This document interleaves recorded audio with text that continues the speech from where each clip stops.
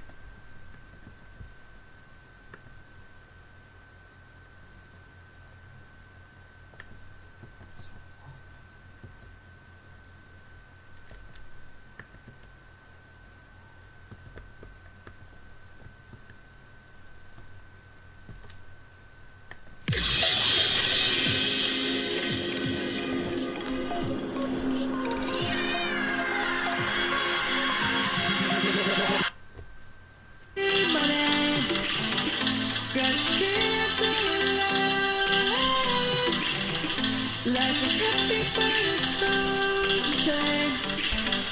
We must really make it shine. Savannah, I'm going home. Savannah, you'll never be alone. Savannah, the beauty of the world. Savannah, let's all take it. Savannah,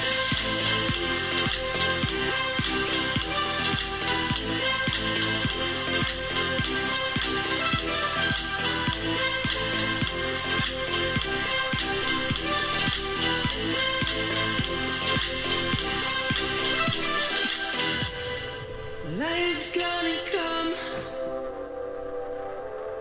The birds have just begun.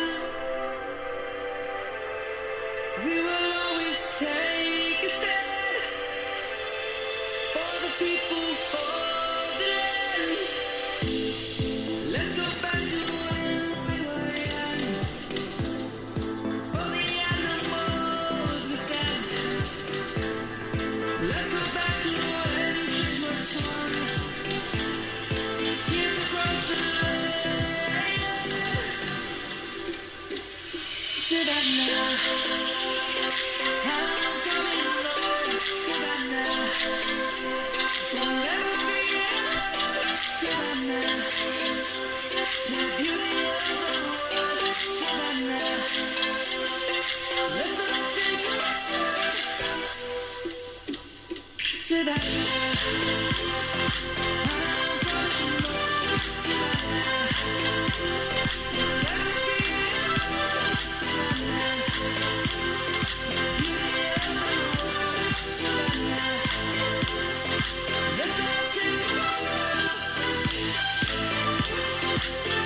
the beauty of the world.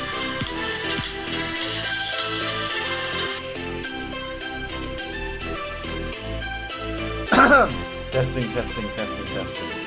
Hello. I'm coming home, Savannah. We'll never be alone, Savannah.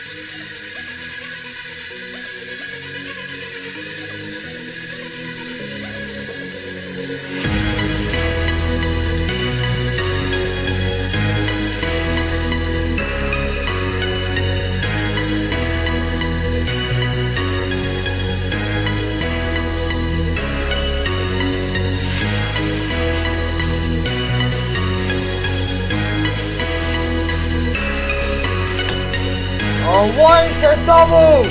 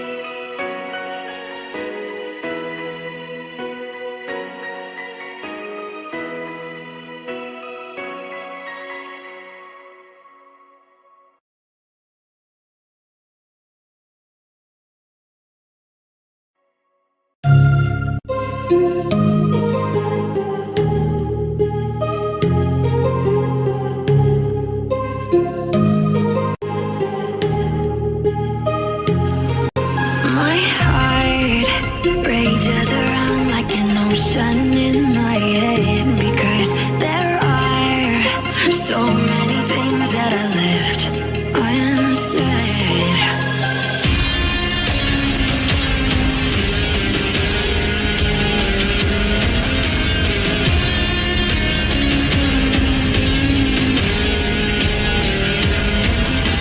I can almost feel you walking in the distance, but I know that it's not reality.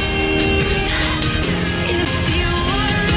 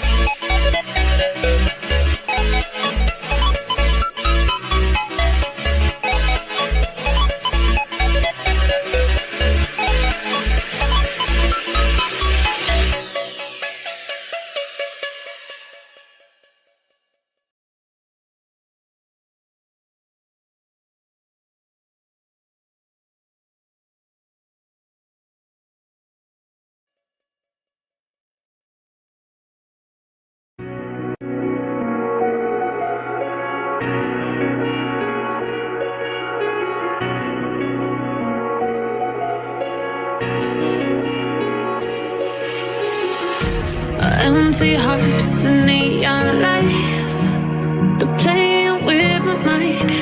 Gotta get out of here tonight.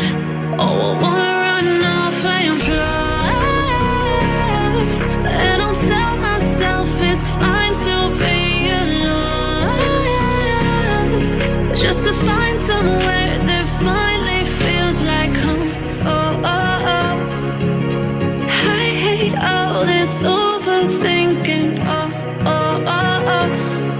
The more I swim, the more I'm sinking. Take me to a world of silver. No more heartbreaks, tears, painkillers. Take me somewhere unfamiliar. Bring me back to where we started out. Get me out of now. To where we started out. Get me out of now. To where we started out. La la la la, oh, oh. Get me out of broken hearts and starting fights, turning truth to lies. Gotta get up, stop wasting time. Yeah, I wanna run off and fly. And I'll tell myself it's fine to be alone, just to find somewhere that finally feels like home. Oh, oh, oh. I hate all this overthinking. Oh, oh, oh, oh. The more I swim, the more I'm sinking. Take me to a world of silver. No more heartbreaks, tears,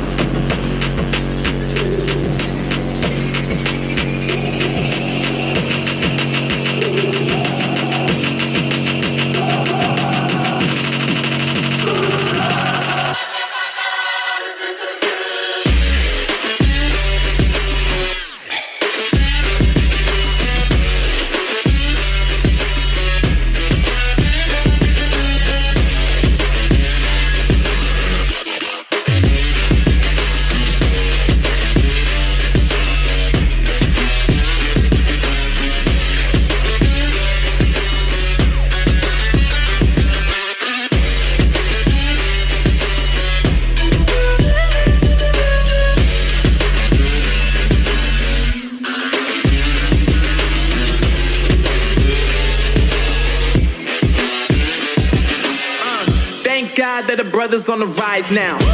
Endless celebrations all in my house. Levitating now, I'm super duper fly now. London boy, but DC where I reside now. Put the time in while you always yelling time out.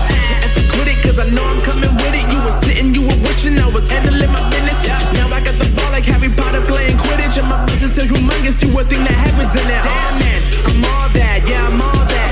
Working for that whip, yeah, that what you call that. I'ma blow up in the summer, have him yelling fall back. And I've always been ahead like an effing ball cap. Man, I came in the game like, whoa. Got a couple chains on me cause I like gold. They told me I'm the best and I told them I know. Cause when I'm in your town, every ticket I sold. Yeah, they saying I'm the man. Facts, bro. Facts. Lot of haters, tell me where they at though. I'm the new pop, all I do is rap though. Want me on your song, throw a couple stats, yo. Woo! Everybody wanna do the same thing, yup. That's why we ain't on the same page. Do my own thing, and I maintain. Flow like water, so I'm going mainstream. I'm going mainstream. Flow like water, so I'm going mainstream. Yeah, I'm going mainstream. Flow like water, so I'm going mainstream. I'm going mainstream. Mainstream. Flow like water, so I'm going mainstream. Yeah.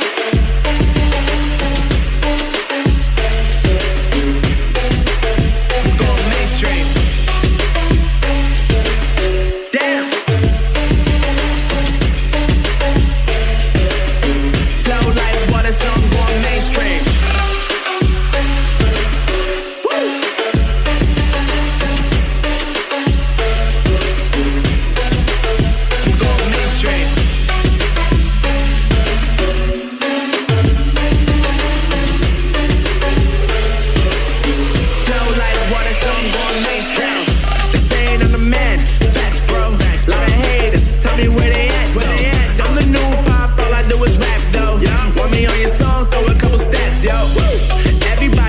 Do the same thing. That's why we ain't on the same page. Do my own thing and I maintain. Flow like water, so I'm going mainstream. I'm going mainstream. Flow like water, so I'm going mainstream. Yeah, I'm going mainstream. Flow like water, so I'm going mainstream. I'm going mainstream.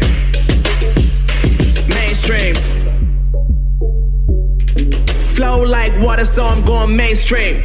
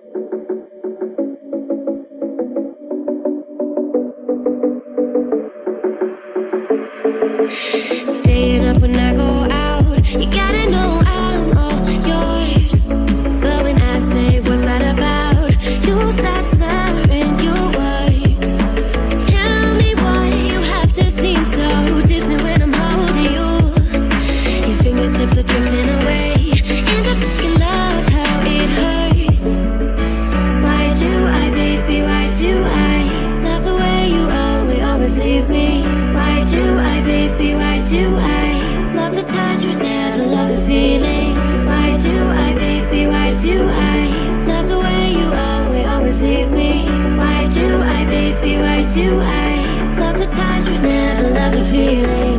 Why do I, baby, why do I? Why do I, baby, why do I? Why do I, baby, why do I love the touch but never love the feeling?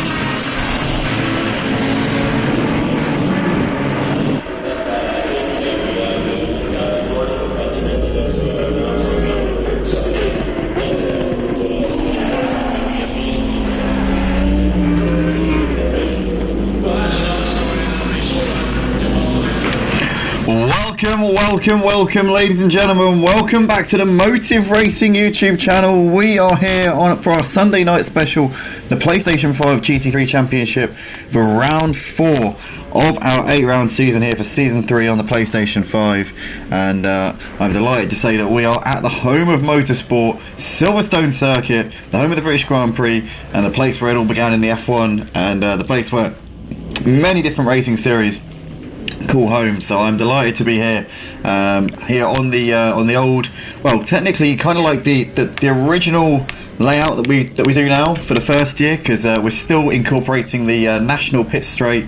The international pit straight is just another part of the circuit as far as this configuration is concerned, but it is essentially the same layout as what you see in the F1. It's just that the actual pit straight, or the pit lane, is down between Woodcote and Copse Corner, which is where it was for many years until 2011, when it moved down to the run between Club and Abbey. So obviously drivers who are coming into the pits, some of you might be confused seeing drivers peeling off into the pits at Woodcote. That's because that is the old pit straight, and that's what they use for the World Endurance Championship and for quite a few of the different series that still race around Silverstone. So if anyone is confused about that, that's just, hopefully I've cleared that up for you. But nonetheless, we are here tonight for round 4 of 8, and we're coming towards the halfway point in the championship. We've got 22 drivers out on track at the moment. I'm not sure if we're expecting any more. I think that's more or less what we were expecting for tonight, so I think we've kind of hit the jackpot, or not, well, you know, hit what we were supposed to have in terms of drivers out on track here tonight. I am going to go through the championship standings quickly before we get into the proper action here for the qualifying session. So currently leading the way in the championship on 109 points is Robe, who's had a very consistent season so far. He sits on 109 points in the lead of the championship. You've got Capriga sat in second in the standings. He's also had a reasonably consistent season so far. He sits on 85 points in second place, and you've got Guido Christ, who sits third in the standings on 84 points. Guido Christ, I think, was the fastest man in the practice session a few minutes ago as well, so he'll definitely be looking to try and build on that here.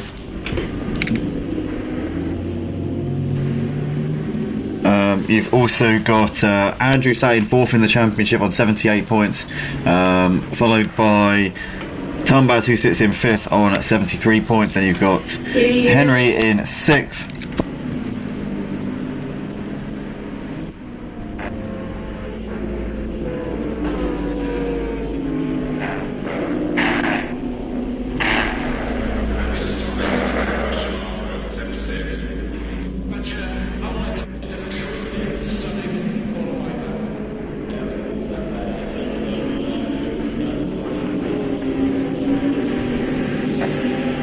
Apologies for that, my nan's incapable of noticing when I'm commentating for some reason. I don't know why. Give me 2 minutes whilst I calm down, because I'm actually really annoyed and it's going to affect how I'm commentating.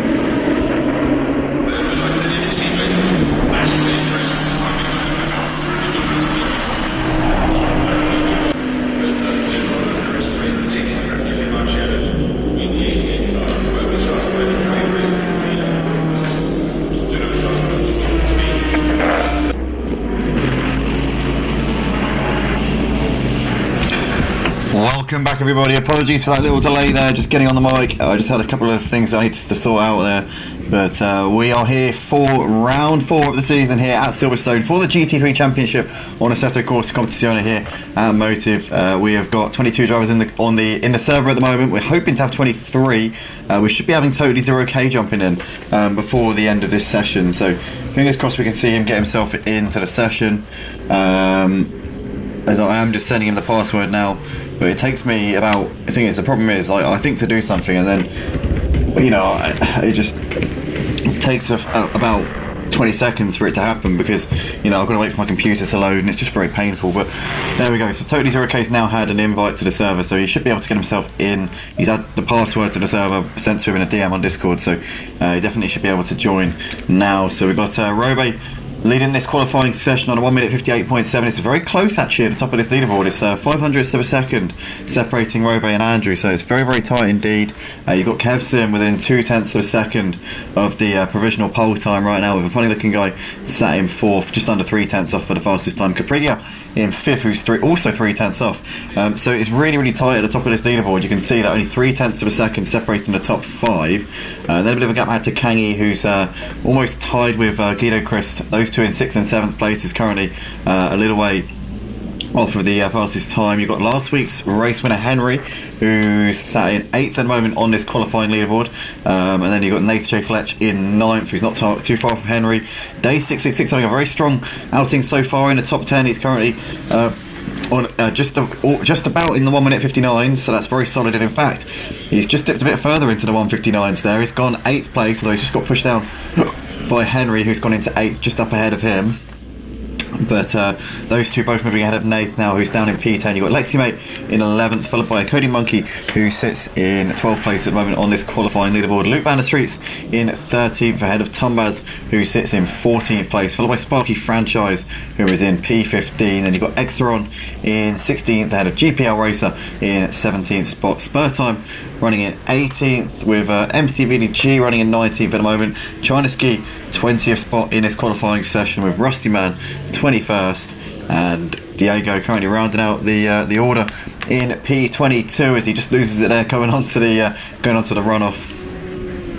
But yeah, it's currently Robe setting the pace here at Silverstone tonight, and he's the championship leader. Robe, he leads the championship on 109 points coming into this round.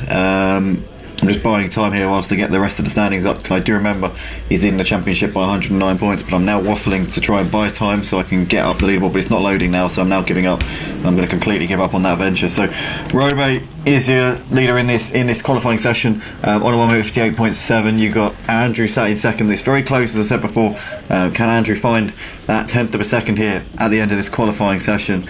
As I said before, the top 5 well clear of everybody else. They're kind of like in a league of their own, so to speak. Yeah, just trying to look out for drivers who are coming towards the end of their laps. Obviously we're looking for drivers who are coming through the sort of like Brooklands, Luffield, Woodcote sort of area. That's where people are going to be if they're finishing their laps. You've got Guido Christ just coming down towards Brooklands. He's currently 0.8 of a second off of the fastest time in this session so far, as he brings it through in towards Luffield now. And what can Guido Christ put on the board in the number 97 McLaren? We can see he was been going pretty quickly actually in the practice session a few moments ago.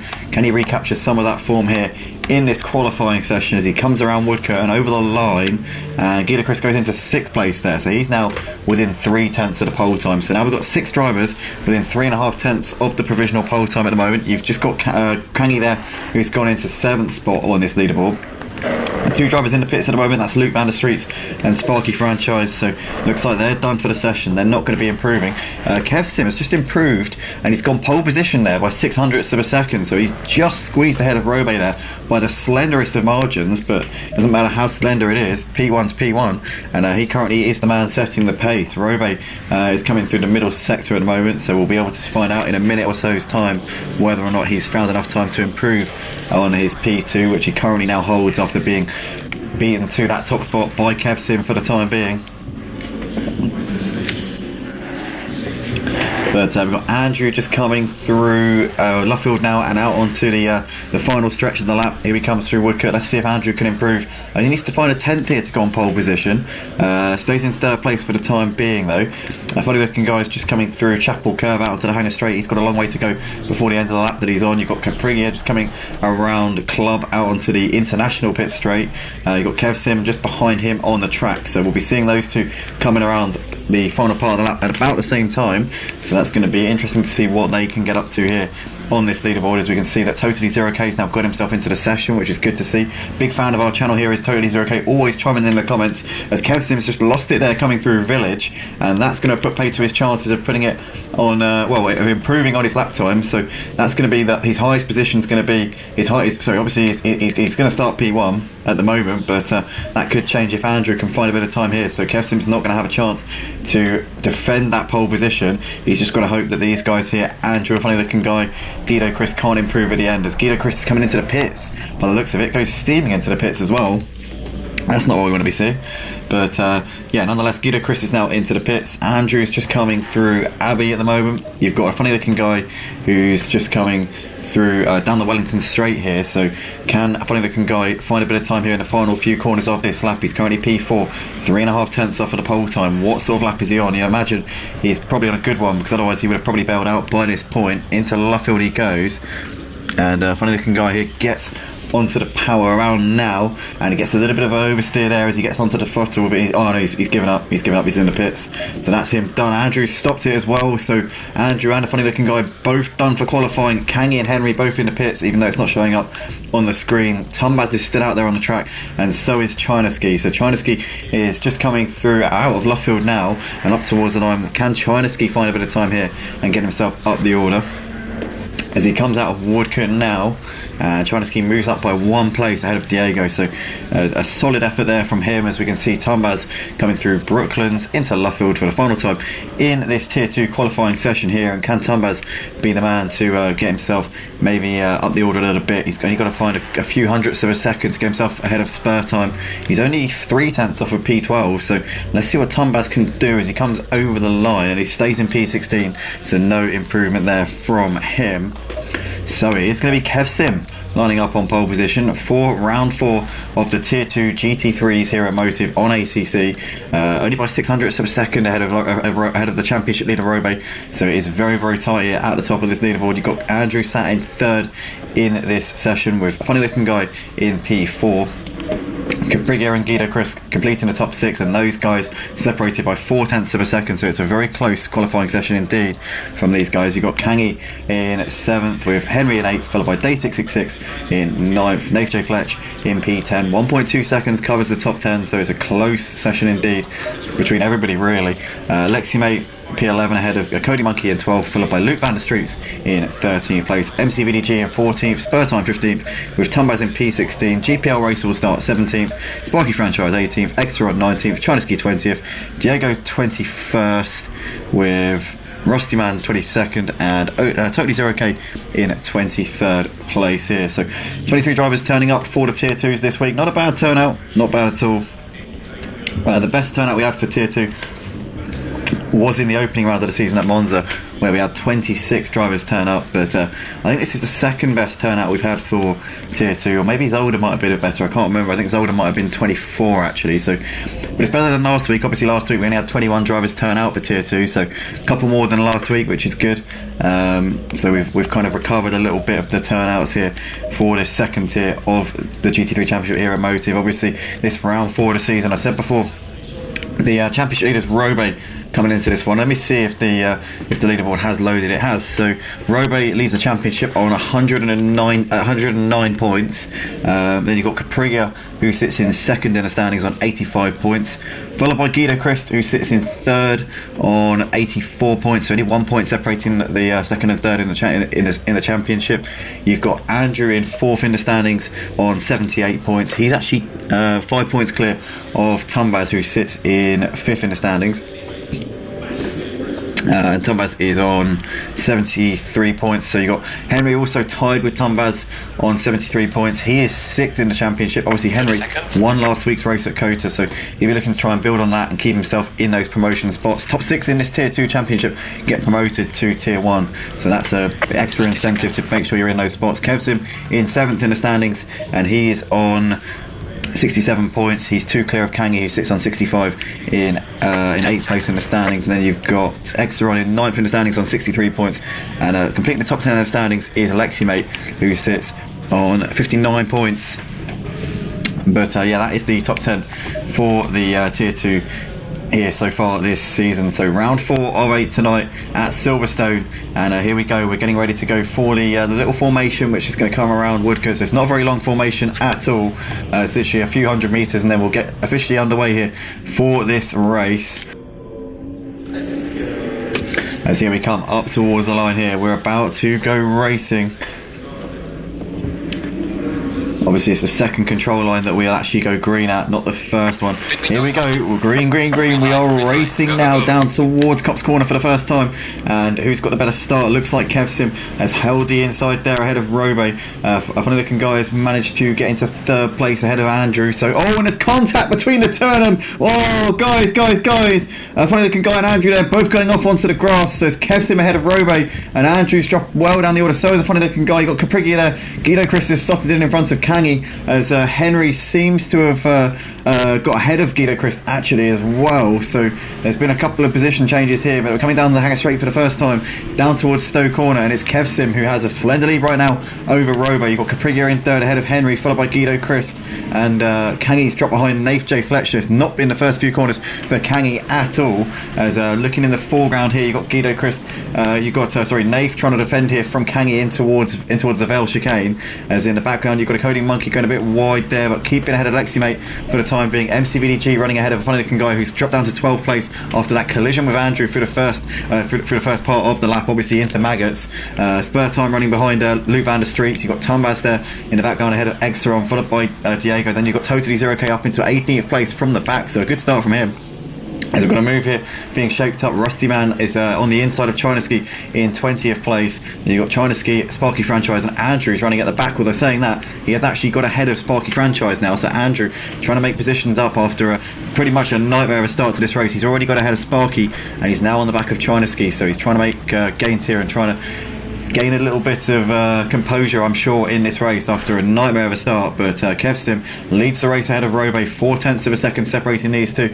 You've got Caprigia there in 3rd ahead of Henry, followed by Guido Chris. There's Nath ahead of Kangi, followed by Day. You've got a funny looking guy, a Cody Monkey completing the top 10, and then Alexi Mate currently running just behind him in 11th place. They're all just coming through Luffield here. Oh, and there's contact in the mid-pack there, and Diego there gets taken out from behind. I think that was Totally 0K who went into the side of him, as you can see there. Now Tumbaz is ahead of them, but Totally 0K just tagging the back of Diego coming through Luffield, as they've got Andrew looking up there inside. So Andrew's already continuing to make great progress after a nightmare coming through coming through Maggots on the first lap, but he's side by side now here with Totally 0K, and Andrew's going to get this move done into Maggots, and he's up now into 17th place. So Totally 0K losing a position there. Tumbaz in the foreground coming through your shot. There's Diego, who's now got Andrew hassling the back of him as well. So Andrew, I tell you what, he was so sideways there as they came through Beckett's out of Chapel. They come down the hangar straight, and Andrew's got that move done there, up ahead of Diego into 18th place, or up into 17th, or I don't know if it's 17th or 18th, I'm not sure.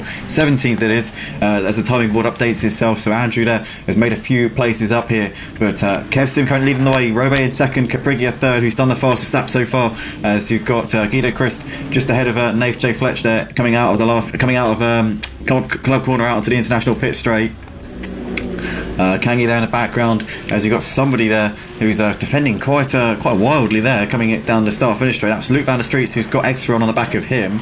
As in the background you've got Rusty Man, who's just been passed by Sparky Franchise for P22 in this race. So there's been a move just there, but yeah, interesting start to this race for sure tonight. Obviously a bit of a shame for Andrew and a funny looking guy having their collision early on, but then again a funny looking guy has made very good progress since then. He's up into 7th place, so he's now ahead of Day, and he's continuing to focus his attention ahead of the, up the order, but we've got a BMW there, which is parked by the side of the road. So what's happened there? Is it a BMW? I don't know. It looked like one. Might have not been, actually.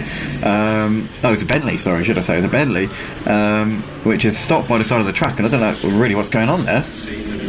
But yeah, that is the Bentley of, is that Lexi Mate? It is Lexi Mate. He's dropped from 11th down to the back of the pack, so I don't know what's going on there with Lexi Mate at all. He's just completely stopped it and has basically parked up and let the entire pack through, so I don't quite know what's going on there. But nonetheless, as we see the guys coming through, Maggots and Beckett's and Chapel for the third time here at Racing Speeds, and yeah, it's been quite a dramatic start to this Tier 2 race for round 4 of the season here at Silverstone, as we've got Andrew making the move on Tumbas there up into 15th place. So Andrew continuing to cut his way through this field like a hot knife through butter here in this one. He is really got back up after that collision early on with a funny looking guy. Obviously a funny looking guy didn't come off anywhere nearly as badly as Andrew did. Andrew dropped down to the back of the pack, and a funny looking guy dropped down to the mid pack. A funny looking guy, though, to be fair to him, he's also got his head down and has brought himself up near the front-ish. He's kind of on the back of Guido Christ at the moment as they're coming into Vale, but isn't able to make the move just at the moment. But he is now battling for 6th place here in this race, so it's been a solid comeback so far from him. It's Kev Sim still leading the race ahead of Robe. You've got Capriglia there just about a second behind them at the moment. There's Henry ahead of Nave J Fletch, and there is Guido Christ, a funny looking guy coming coming through Abbey at the moment. Voice is really weird today. I don't quite know what it is, but it's not really I'm not able to like reel off the order as effortlessly as usual. I don't quite know what's happened to it, but something's not quite right. But yeah, we can see Guido Christ here has lost out to a funny looking guy, so a funny looking guy is now into P6, has got that move done as they're coming out of the loop and out of the Wellington Straight. Can Guido Christ get the slipstream here and maybe go for a move into Brooklands? You can see a funny looking guy defending the inside, Guido Christ weaving around trying to distract him in the mirrors, but funny looking guy's got that one done there up into P6. Kevsim still leading ahead of Robe. You've got Capriglia there in 3rd place ahead of Henry, followed by Nath J Fletch, who's completing that top 5, but there is a funny looking guy who's continuing to bring himself further up the order after not the best of first laps for him, that's for sure. As we can see, Andrew in P15 trying to close in on Luke and Exteron, who are a couple of seconds up the road from him. But looking at as they all come through, Woodcut, Rusty Man's made a couple of places here up into 21st place, so he's got back ahead of Sparky Franchise, as Lexi Mate's now eyeing up a move here on Sparky Franchise down the start finish straight, but he's too far back coming into Cops Corner. Back to the leaders here. You've got Kev Sim, he's still got Robe really hassling him at the moment, but Robe I think quite content to just sit in behind and wait for his opportunities here in this one. But coming down the hanger straight here, you can see that there's the mid pack all filing through your shot. There's Tombaz in the background, who's got Diego and Totally Zero K. Totally Zero K has actually gained quite a bit on Diego over the course of this lap. These two did actually come together in the early laps as well, so we saw a bit of a knock between them. But so far so good since then for these guys. Here are the leaders as we're coming out onto the international pit straight once again. And yeah, a reasonably exciting night so far, but a few dramas here and there. Obviously Andrew and a funny looking guy having their incident, but yeah, aside from that, I'd say it's been reasonably tidy from everybody out there tonight. Obviously the championship leader Robe trying to get something done here with Kev Sim. We know that Kev Sim sat in 7th in the standings, has got to have a good night tonight if he wants to keep his chances of getting a promotion to Tier 1 at the end of this season alive. Robe's still keeping him on his toes at the moment. Capriglia currently running in 3rd place. You've got Henry just ahead of Nath as they're coming into Brooklands. There's a funny looking guy ahead of Guido Christ. Day's still ahead of Kangi, but Kangi's trying to put this pressure on him right now. Spur time still just ahead of MC BDG as Andrew's now really close on the back of Exeron, and this is going to be the next one. This is going to be the next move that we're going to be seeing, I think, Andrew on Exeron. If we're going to be seeing a move soon, it's going to be this one. But he's just trying to get a run here out of Luffield. Can he maybe go for a move at the end of the start finish straight into Cops Corner? It's a hard overtaking point. Cops Corner, you kind of need to be ahead or at least significantly alongside, as we saw between Hamilton and Verstappen in the British Grand Prix from a couple of years ago. But for the time being, Andrew's tucking in. He goes a bit wide coming out of Cops Corner, not really got enough of a run down to Maggots, I don't think, to make that move. And for the time being, Exeron's going to hold his ground and keep on to the position here. As they're coming down the hanger straight, there's the rest. There's the front pack coming through your shot right now, and there is that battle for P14, which Andrew is still unable to make that move there on Exeron as they're coming now down towards Stowe Corner once again. The battle at the front still rages on between Kev Sim and Robe, half a second between those two. Nath stood on the back of Henry as they're coming through the Vale chicane right now. You've got Kangi still trying to put the pressure on Day, and this is still the battle going on between Exeron and Andrew. Also battle going on between Diego and Totally Zero K, but Totally Zero K hasn't been able to put him under enough pressure at the moment to get that move done. As Kev Sim trying to defend the inside going into Village. You've got Henry and Nath still battling. A funny looking guy now looming large in their mirrors, so they're going to have to watch out. He'll be looking to hunt that position soon. There is Spur Time and MCVDG still going at it, and there is the battle between Exeron and Andrew's still not able to get himself up into P14. Obviously he dropped down to the back of the pack on the first lap of the race, and since then has had to play a bit of catch up here tonight, but continuing to try his best here in this one.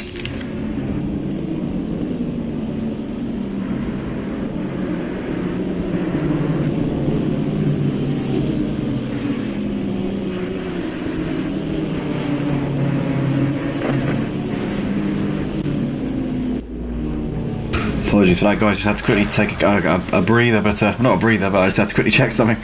But currently Kev Sim and Robe still out the front, just under half a second between those two. There's Caprigia, as Henry here is looking to try and defend here from Nath, but this is quite a close battle now between Henry, Nathan, a funny looking guy. And a funny looking guy actually did the fastest lap of the race so far on that previous lap, so he's flying there in P6, and he's the man on the move right now. He dropped down to, I think it was P12 on the first lap, but he's been making time up, he's been making positions, and he's now got the run here as we see Nath there trying to defend the inside, coming into Stowe Corner. A funny looking guy's going to try around the outside here. Can he make this move? It'll be a great move if he can pull it off. He's going to try and keep himself there as he just gets pushed to the edge of the track there by Nath. Nath J. Fletch holding his ground. The funny looking guy has to think better of it, and going into Vale, he gives him a bit of a tap in the rear there, but nothing doing between those two, and Nath holds on there for P5 by the skin of his teeth. But the funny looking guy almost had a bit of a run around the outside of Stowe Corners, couldn't quite generate the traction, and couldn't quite be able to just keep the momentum around the outside, and for the time being Nath maintains P5. As we look in the background, you got Spur Time just ahead of Luke van der Streets. There's MCVDG ahead of Exeron. Exeron is looking up the inside here of MCVDG. In fact, is that MCVDG or is it somebody else? No, it's not MCVDG. That is actually somebody completely different. That's Spur Time there, who's lost it somewhere. So Spur Time's dropped down to 15th place. So Exeron there ahead of Spur Time, and Spur Time has now got Andrew on the back of him. So Andrew now looking to try and pick off another driver, but it's not the driver you would have expected it to be.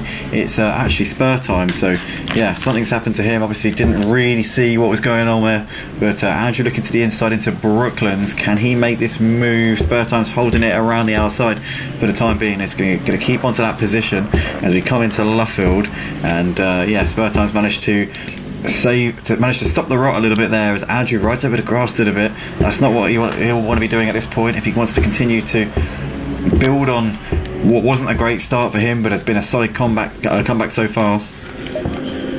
As we can see Exeron still on the back of Luke van der Streets and MCVDG, but these guys are now gapping Spur Time and Andrew just ever so slightly here. But Luke van der Streets currently leading a train of cars here, battling over 11th place. The gap at the front's gone. Oh, it's Andrew gets sideways there coming through Beckett's, and he's completely lost the car and has to get it turned around almost, well, pretty much 360 in, I guess, but he's now dropping down. I think he's going to be going down to the back of the pack here. He's dropped down to at least 20th place. Is he continuing on? Yes, he is, but he's going to be even further behind. And Andrew's race here at Silverstone tonight has gone from bad to worse, and it's pretty much now, I think he'd be extremely lucky to get into the top 10 tonight.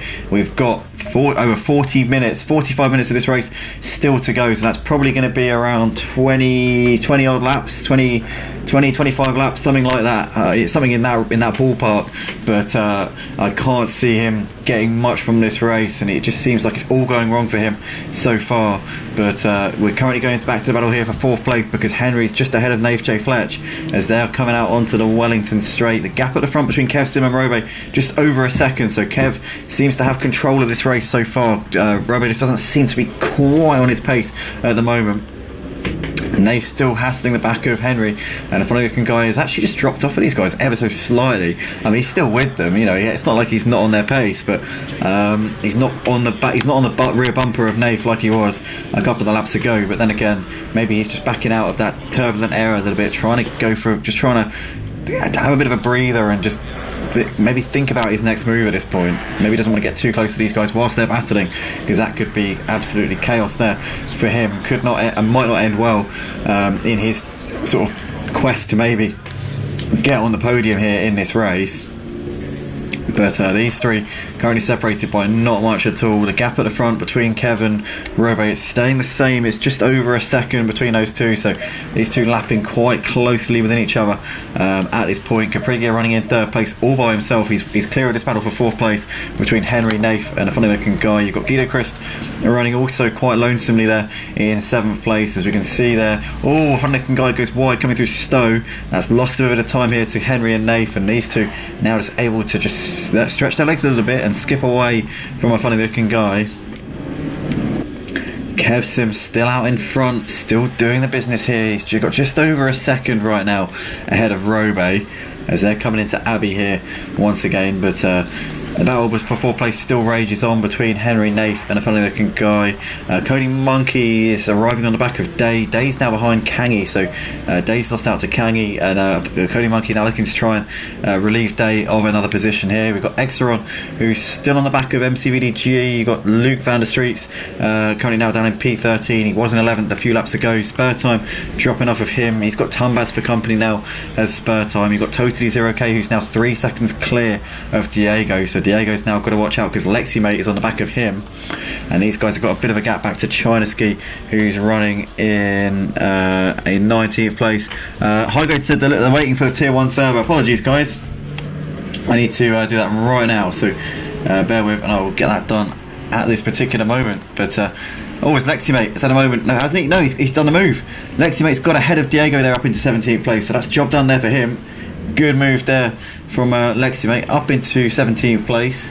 As with the battle at the front between Kev Sim and Robe continuing to come a bit closer now. Kev Sim had stretched his gap a little bit, but now Robe's just starting to come back at him ever so slightly. 0.4 of a second currently separating these two.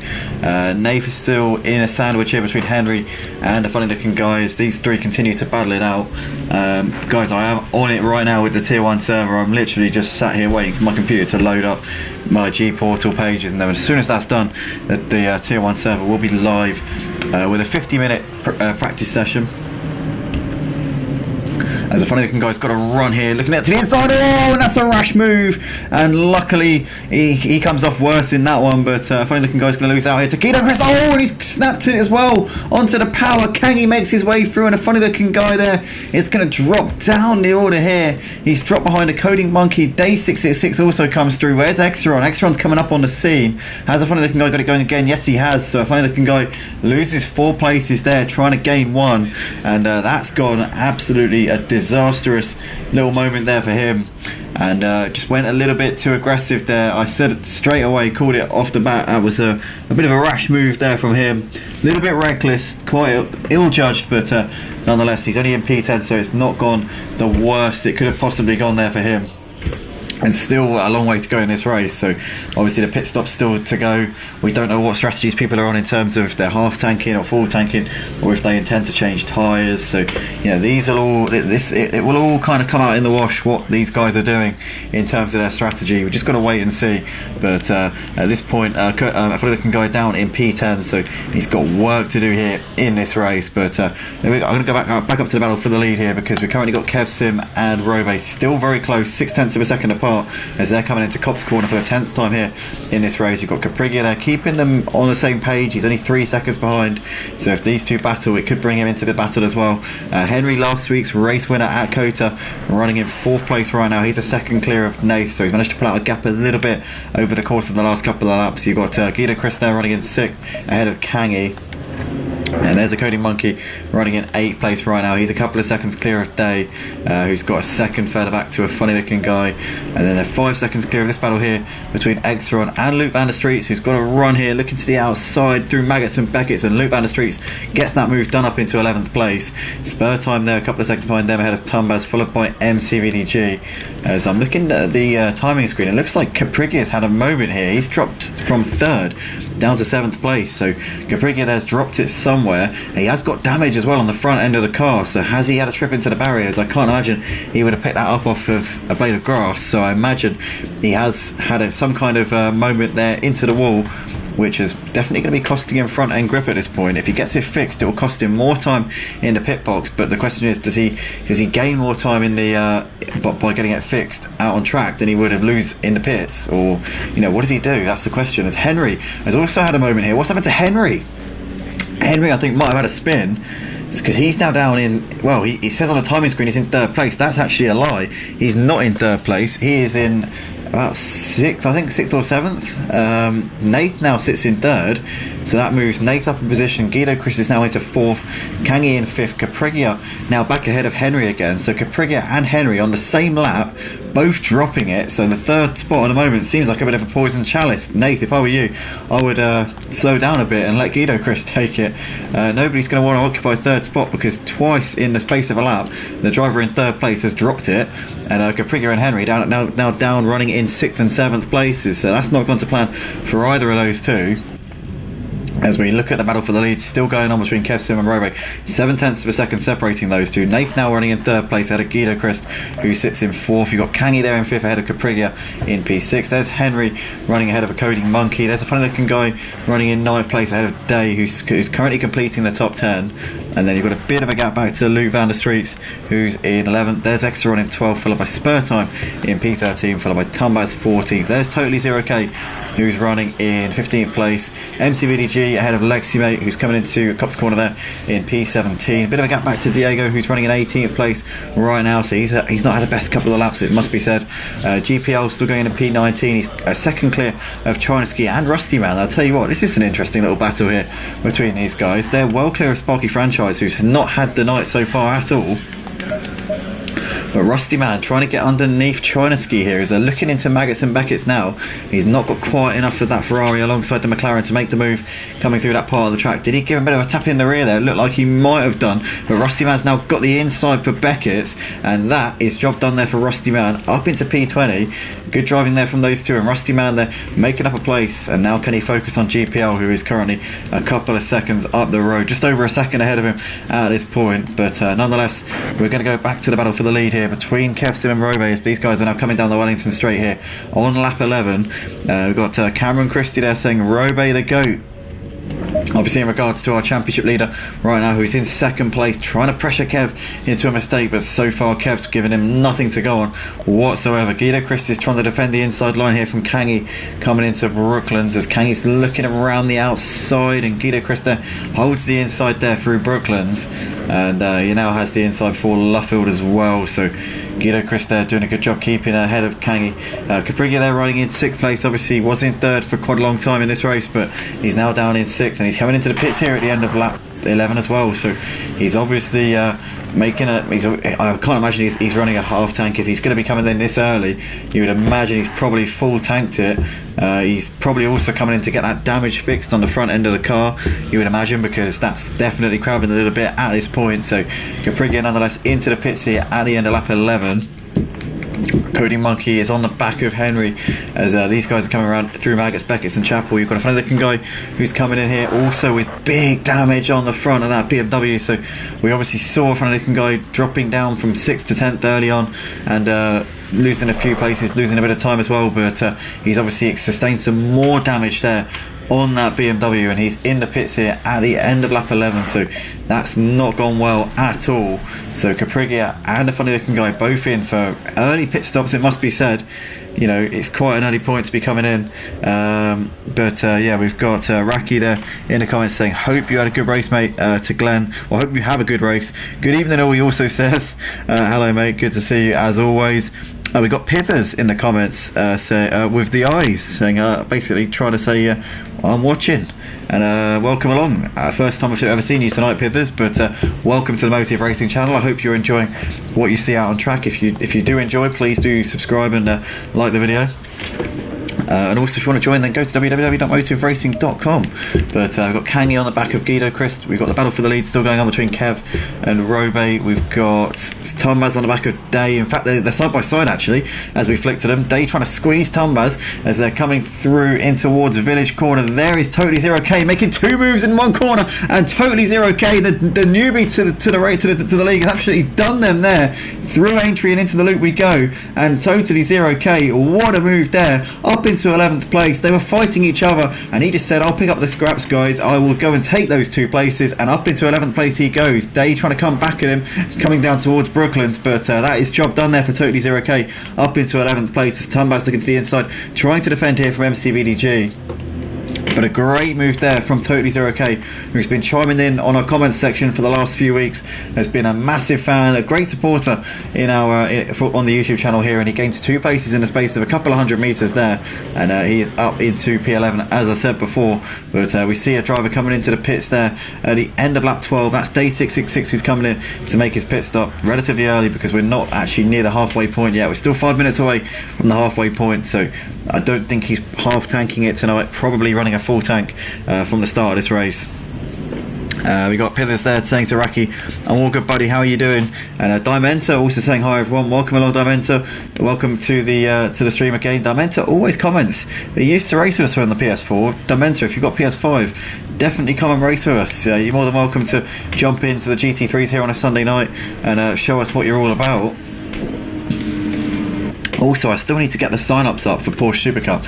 Guys, I'm hoping to start the Porsche Super Cup this coming Saturday, so I will get the sign-up form out. It will either be tomorrow or the day after, but I need to get it out because we're running out of time in this season, and obviously the more that this season goes by, the less rounds we're going to have. It's probably going to be a 4 or 5 round season or something like that, and then obviously next season it will run in conjunction with the GT3s and it will be a full season. But I imagine probably for this particular season it will be like a shortened season, if that makes sense. So it'll probably be about 4 or 5 rounds, however many weeks we have left in the season, that will be what we run. But I need to get that up. I also need to get up the GT3 Sprint League as well, which I'm hoping to run on Wednesday nights. So yeah, don't let me forget about that, guys, because I will be getting that up very, very soon. Aim to finish is the plan as always, says Glenn. Yeah, absolutely. In order to finish first you must finish. Raki there saying in the comments, all good, hope to catch you on track again soon. He says there to Pithers. But nonetheless, we've got Kangi here into the pits at the end of lap 13. So he's one of the relatively early drivers to come into the pits. We're now sort of approaching the pit window here. This is the point where you'd realistically start to see people pulling the trigger and making their mandatory pit, because we are near the halfway point in the race now. We've still got Kev Sim and Robe battling out over the lead, 0.2 of a second currently separating these guys as they're coming down to the Vale chicane again. So yeah, quite a close battle here between these guys. But right now we've got Kangi, who's still in the box at the moment, and this is still the battle for the lead between Kev Sim and Robe as they're coming out onto the international pit straight once again, and it's getting closer and closer between these two. I'll tell you what, Robe's putting more pressure on Kev Sim every single lap. He just seems to be creeping ever more into this picture as we can see them coming through Village, and once again now throwing little feints to the inside as well, trying to distract Kev Sim in the mirrors ever so slightly, but hasn't been able to force him into a mistake just at the moment. Kev Sim didn't get a great run there coming through Aintree, but out onto the loop they come once again. And yeah, definitely race on between these two in this one. We can see that Luke van der Streets has got extra on, and spur time still hassling him for what, 7th place at the moment, but obviously that will change by the time that the pit window comes about. We've got a Cody Monkey on the back of Henry. These guys 3/10 apart. Guido Chris has actually gapped these two a little bit, so Guido Chris running in a very comfortable 4th place here. These three are a little way behind Nath, who's running in that final podium spot right now, but there they come through your shot.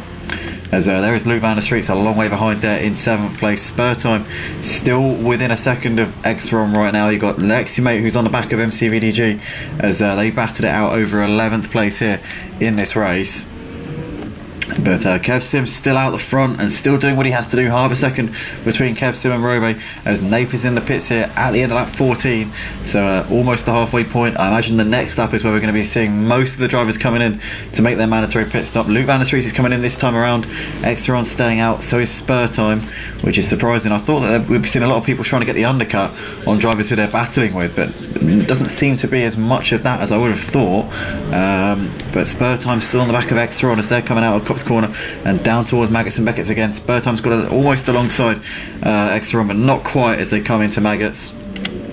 And it's as you were between those two, as Rusty Man's still on the back of GPL here as they're coming out of Luffield. They're a little way behind MCVDG, who's coming into the pits here at the end of lap 14 as well. So he's another driver who's coming in. Diego's also in, so those two both coming in. Does anybody else come in? Looks like everybody else actually behind them has already been into the pits. You've got Kangi, Caprigia, a funny looking guy, and Dave all come into the pits to make their pit stops already. Sparky Franchise, I tell you what, he's had a nightmare of a race tonight. It has not gone his way at all, and he'll be hoping that we can get away from Silverstone, I think, as soon as possible, because he doesn't seem to be getting on with his place at all here this evening. But gap at the front between Kev Sim and Robo is just extended a little bit. Kev Sim's got almost a second of a gap to him now. It was considerably under that with the last time that we looked. We've got Exeron still ahead of Spur Time. Rusty Man still trying to get something done here with China Ski, but as such, so far hasn't been able to. Diego still in the box. There's MCVDG, who seems to have almost got his pit stop completed there. We've got 7 in the comments saying, what do we think of Tottenham? Is that the answer? Is that the correct answer? I think it is. I think it is. I would. Thing is, these PS5 GT3 streams have been doing so well lately that I'm very reluctant to swear on the streams. So that's why I'm just having to sort of sit here and be a bit more quiet and a bit more reserved, because, as some of you will know, you know, in recent times I've been a bit more lax about swearing on the streams, but I think, considering how well these streams have been doing lately, I think I should try and at least stay semi-professional. So I'm not gonna indulge as much as I'm tempted to. I'm not gonna indulge. We've got a Coding Monkey, Exteron, both coming into the pits here at the end of laps 15. They also got Totally 0K coming in as well. So a few drivers coming in here at the end of laps 15, so they are coming in at the halfway point. The drivers, I think, that are staying out at this point are probably the ones who are full tanked it. So they're the ones who don't need to. They're the ones who don't need to change tyres. They don't need to put any fuel in. They've already got enough fuel to get to the end, and they're not going to be doing any sort of messing around when they come into the pit stops. The rest of them, I reckon, are probably the ones who have half tanked it and who need to put fuel and tyres on their cars. So Coding Monkey's now coming back out onto the track, and Exteron's still in the box, Totally 0K in the box as well. But yeah, lots of these guys have come in to make their pit stops on this lap. Rusty Man's just coming into the pits as he's about to stop in his box at the end of the pit lane.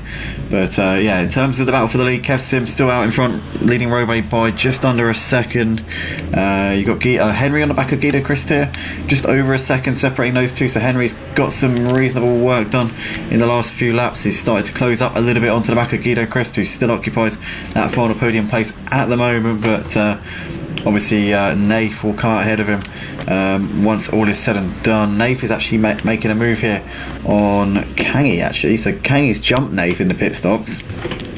I don't know whether or not Kangi changed tyres. I don't know really what's going on there, but yeah, nonetheless, Kangi's now ahead of Nath coming into the Vale chicane. So Kangi now running up, could be a net P3 in this race actually now, looking at it. But Guido Christ into the pits nonetheless here at the end of lap 16, so he becomes the latest driver to come in. I wonder if he's half tanking it maybe, and that's why he's coming in. Henry, I think, is almost definitely going to be full tanking it. Last week at Kota, on a circuit which does not favour going the whole race on one set of tyres, he actually managed to do it and won the race, despite the fact that I think it slowed him down. He still managed to win the race. He had exceptional pace last week at Kota, it must be said, and even though I think the fastest strategy was to half tank and change tyres, he decided to do the entire race on one set of tyres and made it work just about. But saying that, yeah, I think this track is a track where you can quite easily do that strategy, so I wouldn't be at all surprised if Henry is on that strategy again. Guido Christ in the pits is now off and away, spur time in the pits, so is Tumbas, who's just stopping in his box. But yeah, last week Henry managed to make it work, managed to do the entire race on one set of tyres at Circuit of the Americas, which is a very high tyre deck circuit. Here at Silverstone, not so much really. It's not that bad on the tyres at all, so here at a track like this, he would definitely be doing it. If he did it last week at Kota, he'll be doing it here at Silverstone, let's say that. But currently Henry still going right now. He's a little way behind the two leaders, Kev Sim and Robe.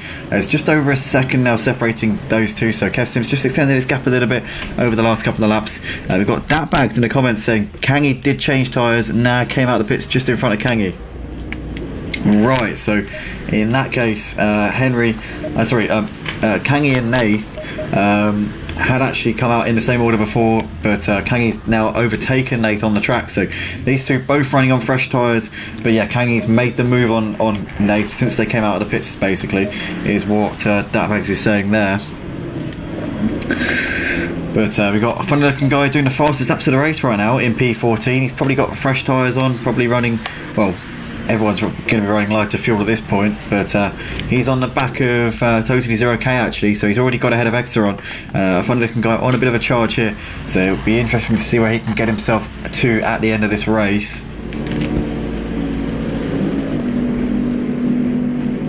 But Kev Sim's still leading this race at the front. He's got just under half a second over Robe, who's managed to gain a little bit over the course of this lap so far. Henry's still going in third place ahead of China Ski. Guido Christ there running in P5. You can see Cody Monkey in the background there. So Guido Christ has already been in, so has Cody Monkey. So Guido Christ actually the highest runner of the drivers who have been into the pits, but I don't think Guido Christ has changed. He might have changed tyres actually, I don't know. See, I'm really not sure. I should have actually watched him as he came into the pits.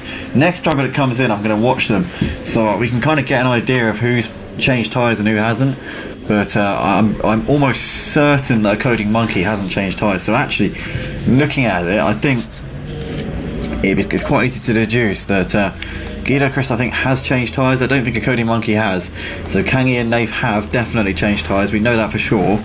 But I think Guido Christ is actually the highest runner in terms of net race position of the drivers who have been into the pits. So yeah, he definitely is in the position that he's supposed to be in. A Coding Monkey has definitely not changed tyres, I don't think, to be in the position he is, considering where he was at the start. I'm pretty sure that he has not changed tyres.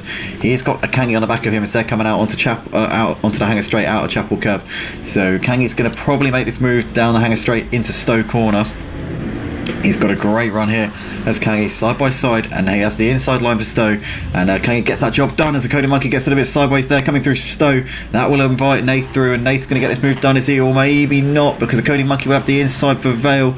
Nath's going to try around the outside into Vale, is he? No, he can't get that one done. A Coding Monkey still keeps on to 7th place at the moment, and this is going to cost Nath time in his battle with Kangi, who's currently now running 2 places ahead of him. And a Coding Monkey here running on a different strategy essentially. Hasn't pitted for tyres, but has done his mandatory pit stop, so he's doing the whole race on one set of tyres here, and he's currently holding Nath up a little bit. Caprigia there running in the background, a couple of seconds off of these guys. Can he close the gap to them and bring himself into this fight for what's essentially P6 here in this race?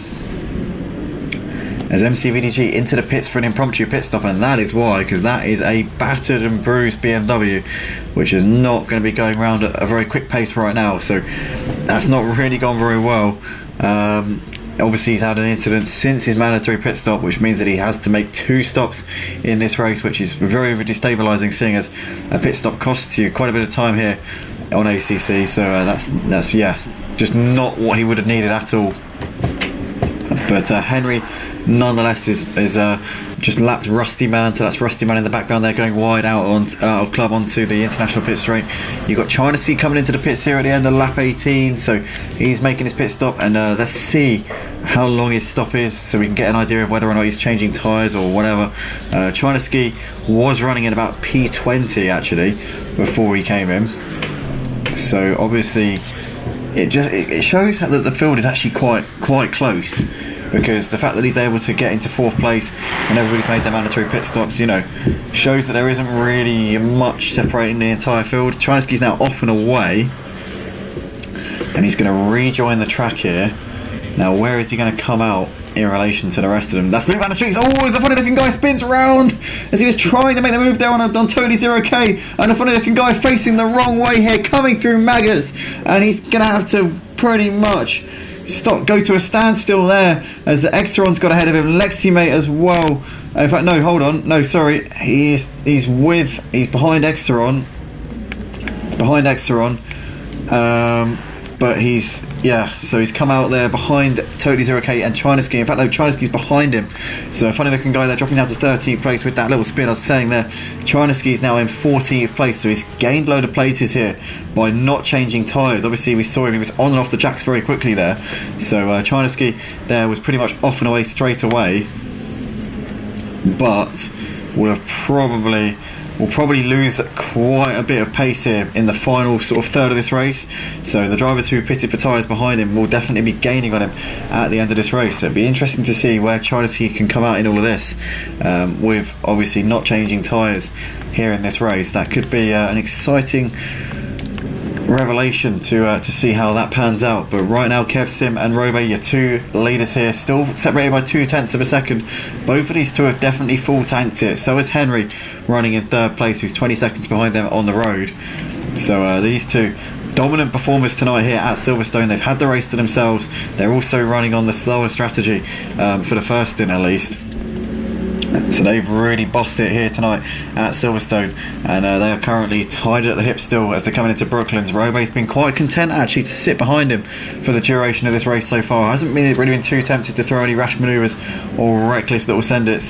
He's just waited for his opportunity. He knows that he might have a chance of doing it in the pits. If he can get on and off the jacks quicker then Kev Sim can, then Robe will be able to jump him in the pits. But if not, maybe just wait until the closing stages before going for it.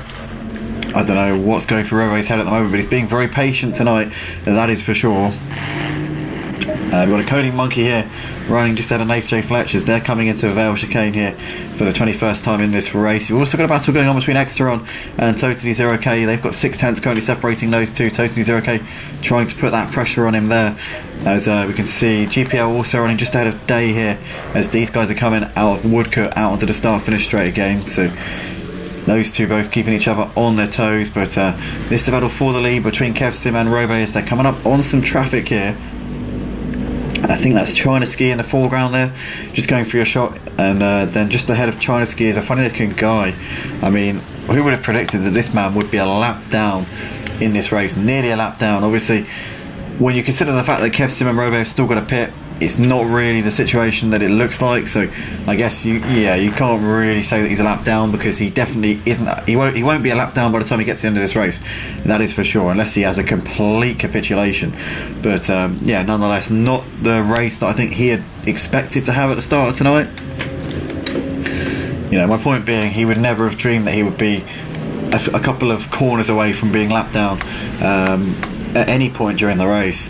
But nonetheless, we're back to the battle for this lead between Kev Sim and Robe. Half a second separating these.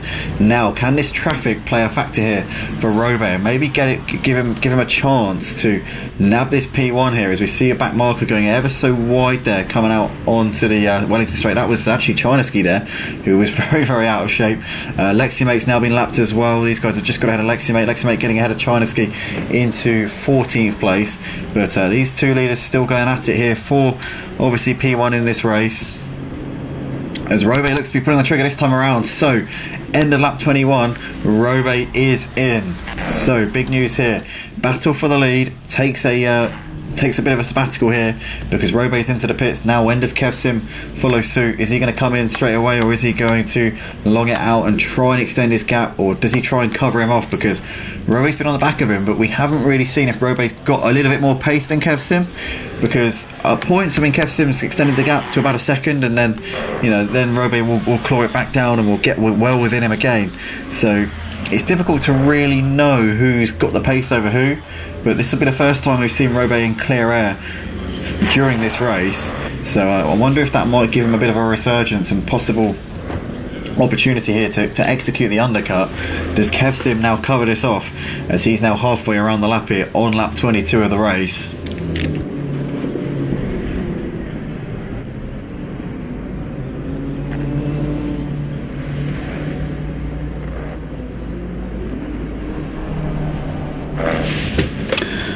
Nonetheless, we are here on lap 22 of the race here for the tier 2s for the GT3 Championship at Motive on the PlayStation 5 platform, and it is KevSim currently your race leader, but Robe's been into the pits.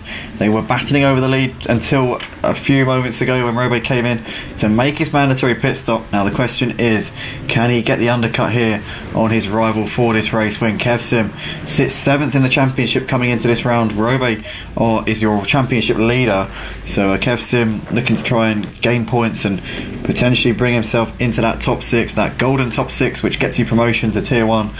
Robe's definitely, I think, on course to finish in the top 6, but he's got his eyes on the biggest prize here in the tier 2s, and that would be the championship.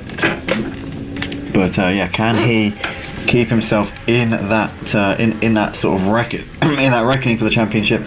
I guess at the moment he is the highest runner of those in the championship picture, when you consider the fact that Caprigi is down in 8th place, Andrew way down the order.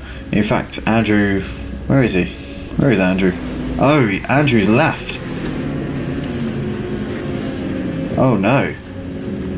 So Andrew out of the session here, and that has gone horribly wrong there for Andrew, because he will score 0-5 tonight, and that's pretty much, I think, his hopes of the championship now gone,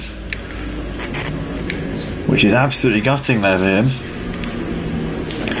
Yeah, I can't see coming back from that. I mean, halfway point in the season now, you know, the rounds are sort of ticking away, so it would be a challenge, that, to say the least. But yeah, nonetheless, it's KevSim still out in front leading the race, as we can see Henry about to put a lap here on Diego. So Diego there hopefully will move aside, and he does so very diligently there for Henry. The gap between KevSim and Henry is actually staying the same. Oh, KevSim's lost it! Coming out club corner, the race leader's pinned it into the wall, and it's got damage on the front end of that car, and this is going to give a golden opportunity here for Robe to get the undercut here and take the lead of the race. KevSim, as we were just flicking through him there, lost control coming out of club corner down the international pit straight. Now, does he come in at the end of this lap to get the damage fixed here? Lap 23 of this race, and this could have just brought this battle for the lead right into question here.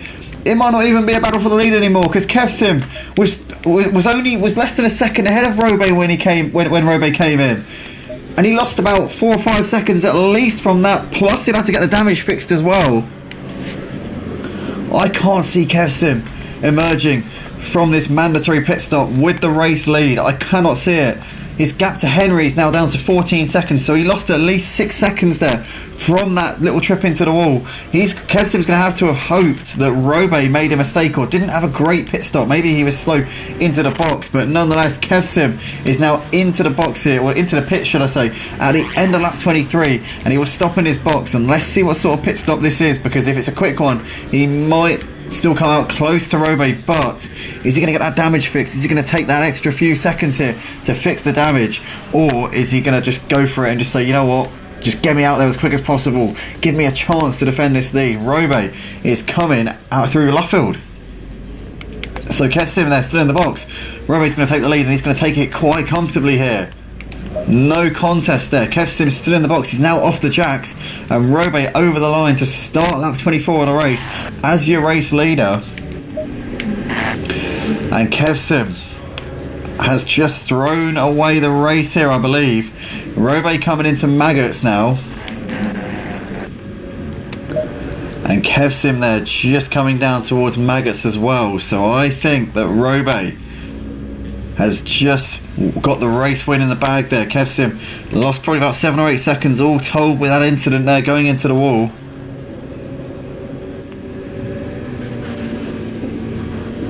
And yeah, dramatic developments here tonight. But Robe now your race leader by quite some way. 8 seconds is his gap right now over KevSim. Kev obviously would have got that damage fixed, I believe. Yeah, you can see the front end of that BMW is now well and truly fixed, so didn't actually cost him too much time in the end getting that damage fixed in the pits. Wasn't big damage, it was only light damage on the front, but nonetheless it has cost him the lead of this race, and probably cost him the win as well. So your championship leader Robe looking on course here As we've got dot bags in the comments saying that Andrew left on lap 8. As we've got a drive-through penalty there for a funny looking guy for track limits. He's had a torrid evening tonight, that's for sure. Had the collision early on with Andrew and had to make his way back through the pack, and then managed to get himself back into 4th at one point, but then made another mistake and has just since constantly suffered setbacks here in this race, running in P12 right now, but that will drop further down because he's got a drive-through that he must do. I reckon he'll probably emerge in about P16 after that drive-through, if I'm honest.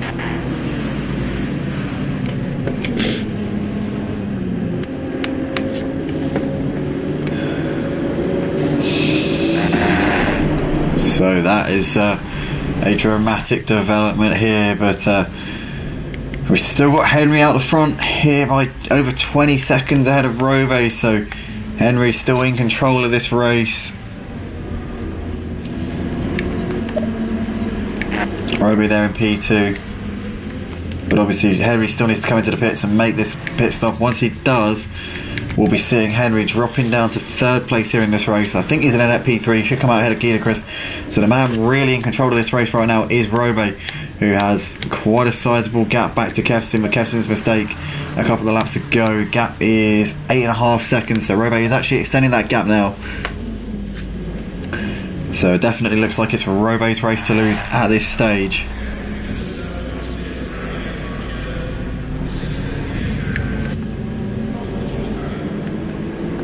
As looking at the battle between Spur Time and Totally Zero K for 9th place. Lou Van der Streets and a funny looking guy running pretty close there in the background as they're coming down the start-finish straight. In fact, a funny looking guy has actually got ahead of Luke Van der Streets. Now Luke Van der Streets has got to defend here from Extron coming into Copse Corner. We've got side by side here between Totally Zero K and a funny looking guy. The funny looking guy's actually squeezed back ahead of him there up into P10. But he needs to come in and do a drive-through. He's now trying to attack on the back of Spur Time, but the thing is, whatever a funny looking guy does here, he's going to end up losing out with his drive-through penalty. He's managing to get a decent run here out of Chapel Curve, as down the hanger straight they come. In the slipstream now is a funny looking guy. He's going to pull to the inside. Spur Time leaves the space there. A funny looking guy's got a bit of his car alongside Spur Time as we come into Stowe Corner, and down the inside goes a funny looking guy, and he gets himself up into 9th place. But with that drive-through penalty still lingering over his head right now, he'll have to come in and do that at some point in the next couple of laps. As we've got Luke Van der Streets and Exteron side by side, and Exteron makes the move into Vale and is up into 12th place. It's a nice move there from Exteron. A funny looking guy here trying to pull away from this pack, but as I said before, with his drive-through penalty, his situation will change. Nave still running in P6 right now ahead of a Coding Monkey.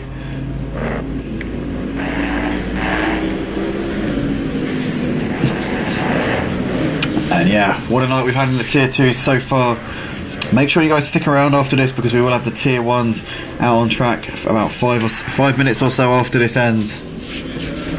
It won't be too long until we'll have some more action lined up here on the channel.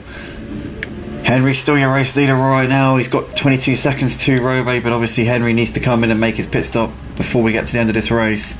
So I think Henry's in a net 3rd place here in this race once all is said and done.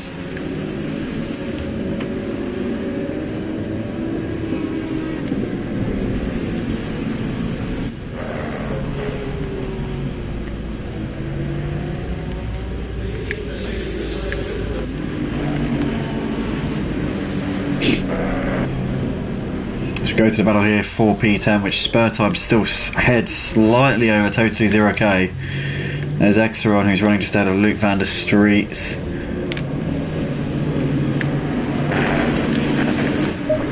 Diego's still trying to hassle the back of Lexi Mate here for P16. Day 666 is still on the... In fact, has he got ahead of Rusty? Oh, Rusty Man's in the wall. So Rusty Man's had a moment, or was he in the wall, or did he just have a spin? I'm not sure. Looks like it was just a spin actually for Rusty Man, but he's now going to have GPL closing onto the back of him here. He's also about to be lapped by our man currently running in P2, but our net race leader Robe, who's really close on him now, and Rusty Man will be hoping, well, Robe will be hoping the Rusty Man doesn't hold him up here, that is for sure.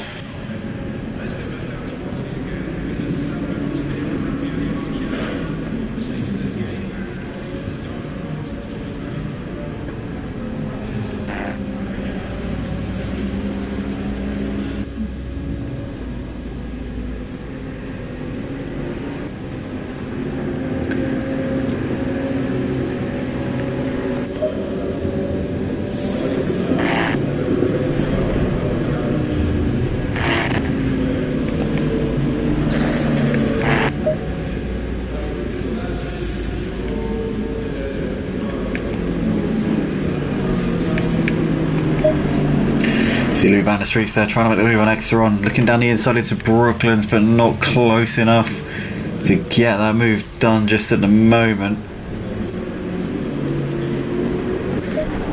There's a funny looking guy here coming into the pits at the end of lap 26, so he is now getting that drive through done. Henry still out the front here, just coming towards the end of his 27th lap of the race. And as I said before, he needs to come in and make his mandatory pit stop before we get to the end of this race. When is he going to do it? Is it going to be this time around for Henry? It looks like he is in this time around, as the funny looking guy's done his drive through and is now back out on the track. But yeah, Henry driving through the pits as we speak.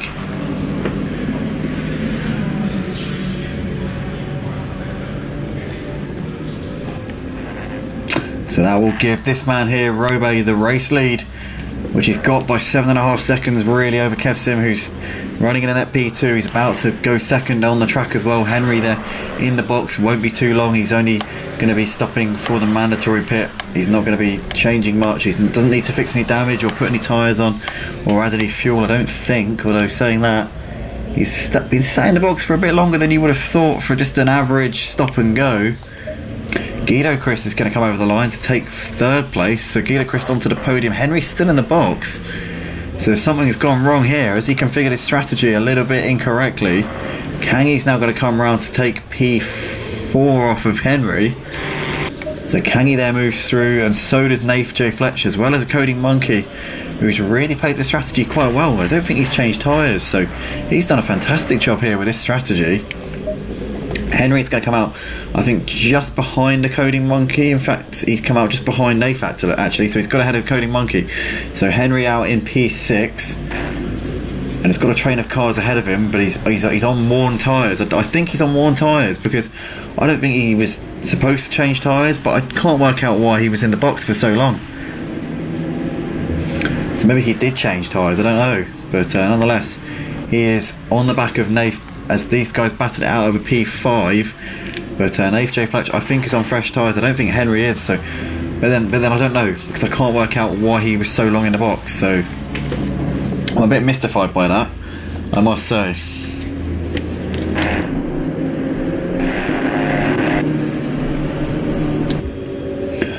But anyway, the gap at the front between Robe and Kev Sim, 7.5 seconds.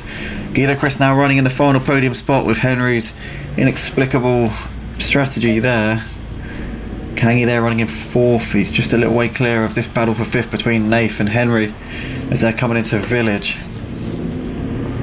As Nath gets a bit of a poor run. Henry looking down the inside, bit of contact there between the two of them as they come through the loop. Henry has that one done up into 5th place as they're coming out onto the Wellington Straight once again. And yeah, that's job done there for Henry for sure. As Nath's got a bit of damage there on the front end of the car as well. In fact, Henry lets him back through, so Henry, sportsman-like there, thought to himself, maybe I was a bit aggressive there, and gives the position back to Nath down the Wellington Straight through Brooklands and into Luffield we go, and back onto the power as they come up through Woodcote now and out onto the start-finish straight once again. So Nath now in P5 ahead of Henry. But Coding Monkey's there in the background waiting to pick up the pieces maybe. As Totally Zero K's ahead of Exeron. Have we lost the driver here? I think we might have lost somebody. Who have we lost? Because I just saw the numbers drop down on the thing. So we've got Robe, we've got Kev Sim, we've got Guido Christ, we've got Kangi. No, we haven't got Kangi. Oh, Kangi's disconnected from the race. Oh, you couldn't make it up. Kangi there disconnecting from the race. That is so unfortunate. Oh no, that is rotten luck there for Kangi. We'll still be giving him some points. We'll be giving him some points because he's almost started the last lap.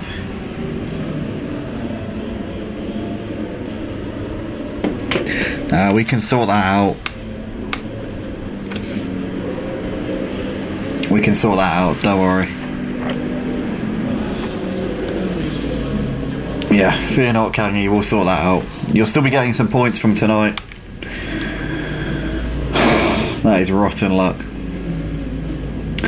But yeah, Nath J. Fletch currently trying to hold off Henry in this battle for 4th place. We've seen these guys swap over. In fact, hold on a sec. Henry's ahead of him, so Henry's now in 4th place. So Nath, did he make a mistake? I think he has made a mistake, because Nath's now behind Coding Monkey as well. So Nath J. Fletch has lost 2 places. He's now just ahead of Caprigio. And with that big damage on the front of that BMW, he's now crabbing and might be vulnerable here to the Lamborghini as we're approaching the final lap of this race. So Nath there, dropping a position. Henry back up into 4th place. So I tell you what, despite being a bit longer in the pits than he would have probably anticipated, he's still not really lost out. So it's not been a bad night's work for Henry running in P4, last week's race winner at the Circuit in the Americas. But the race leader Robe has got just over half a lap left to go. He's just coming into the Vale chicane now. He's got 7.5 seconds over Kevsim.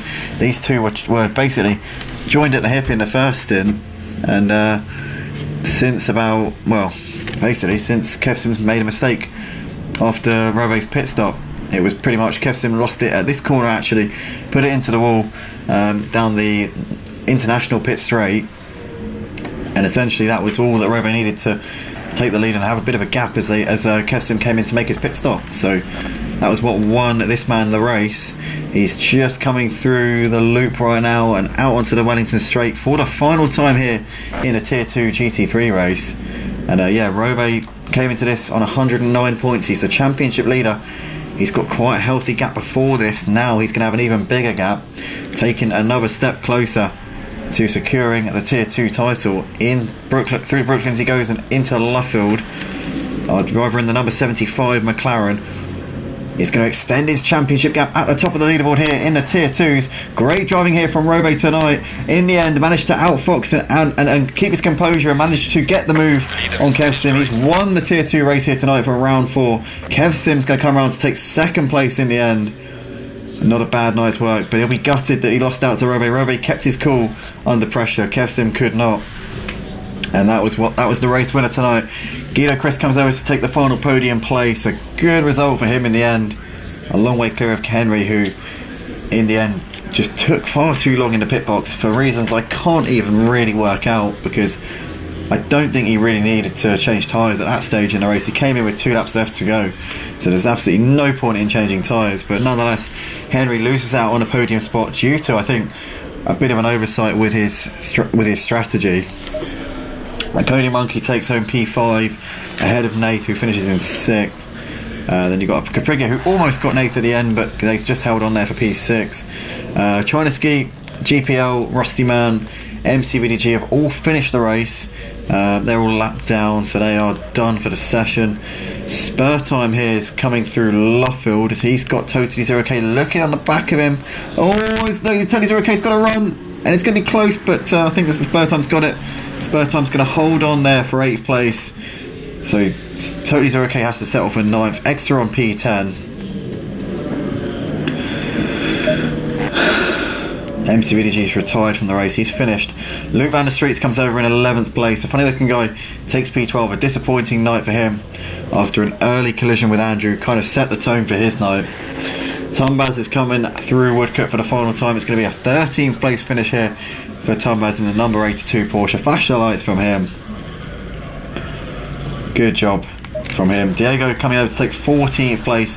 He's just going to hold off Lexi Mate as these two come over almost in unison. So 14th for Diego, 15th for Lexi Mate, and Day 666 is the last driver to finish there in 16th. And my game's just crashed.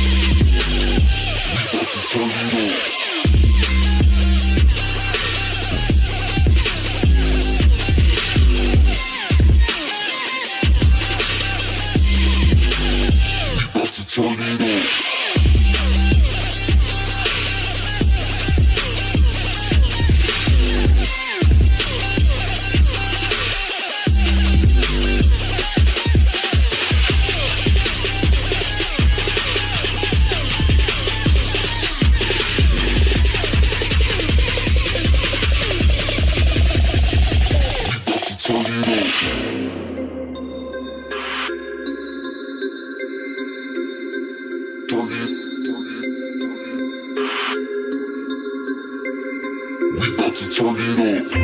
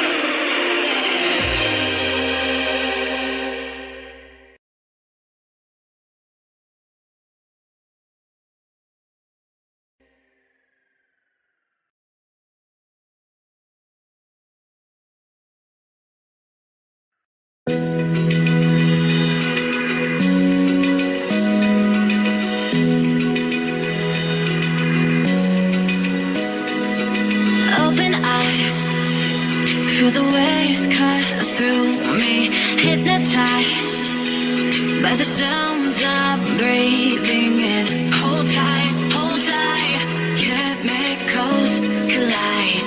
Hold tight, hold tight, hold tight. Dripping lights paint the skies, all because of you. Dripping lights paint the skies, only you can make me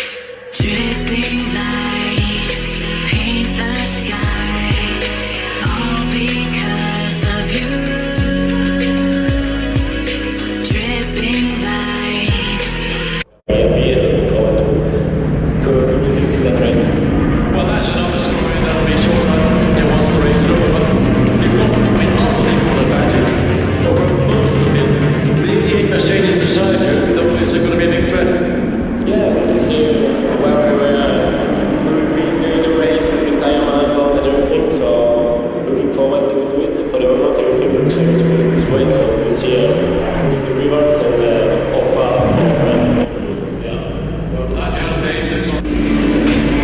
Welcome back everybody, we're here for the Tier 1 event for Motive Racing's GT3 Championship here, round 4 at Silverstone. What a race we had in the Tier 2 race a few moments ago, and we're hoping that the Tier 1s delivers something similar, fingers crossed, as we've got 21 drivers out on track right now. I think that's what we're expecting tonight, I believe, which isn't too bad. We have 23 in Tier 2 and we've had 21 in Tier 1, so that's 44 drivers turning out tonight across both tiers. Obviously last week we had 46, I think 45, 46 last week. The week before that we had 43, it's older. Still not the record 51 which we had at the first week of the season at Monza, but 44 drivers across both tiers tonight. That's not bad, that's not bad. Could be worse. We've had times at Motive where honestly I've questioned why I do it. So this season so far it's been absolutely fantastic, and to be honest I've loved every second of it, and long may it continue. Big thank you to all the drivers for participating in the GT3 Championship, and thank you to everybody who tunes in on the streams as well, and comments and says hello and keeps us company, and makes it feel all worthwhile. So big thank you to all of you guys, you are legends. As we've got a few comments coming in after the Tier 2 race. We got Kangi said, game crashed, gutted, congrats on the podium guys, well done, spur time for 8th, says Glenn, good race mate. Totally 0k says, intense, I think everyone's game crashed now. Yeah, it was a server crash right at the end. I think it was a glitch because because as soon as the results came up on the screen the server crashed, so I think the leaderboard coming up triggered the server crash. I don't know why, but yeah, I think that would happen for everybody. It happened for me. That was a super fun race as a coding monkey. Spur time says to Totally 0k, you were far faster than me, I just knew where to place my car, sorry pal. No need to apologise there, Spur time, it's racing. Thank God it didn't crash mid-game. Yeah, I think it was the leaderboard that triggered it. Well done all, sorry didn't catch the podium places, congrats anyway. Cody Monkey says, spur time, thanks for getting out of the way towards the end, I felt bad for flashing. Spur time, like you Glenn GT, I knew I'd be consistent in the race, now you do us proud pal. Obviously Glenn GT out on track here for the Tier 1s tonight, looking to try and get a good result. Spur time, we'll be cheering them on there in the comments section. Glenn says, plan is simple, aim to finish, the lads in here are on another level time wise. Spur time says, no sorry it was a fun looking guy, not sure it was me, a coding monkey. And Sebastian Sebi says, that's a long season, 8 races is a bit longer than we used to do. We used to do 6 rounds per season, but nowadays I feel like we've got enough of a following and enough people in the league to sort of extend the season and do an 8-round season. I'd love to do sort of like a 10-round, maybe even a 12-round season. At some point, if we can get it to that point, that would be absolutely amazing. Lazy Camel, welcome along, founder of simlypro.com, the actual website where we are able to facilitate the admin of our leagues. He says, good evening guys, looking good, great season, I will join again if I can afford to pick up a PS5. Be good to see you on the track again, Lazy Camel. It's been quite a long time since we saw you racing here at Motive, so yeah, definitely be good to see you out on track. He is the founder and manager of simlypro.com, the Lazy Camel as well, so if you're looking for a sim league, if you're racing on any game, any platform, and you're looking for a good league to join, definitely go to simlypro.com because there's plenty to choose from. Obviously I'd recommend my own, which is Motive, which is the one we're streaming right now.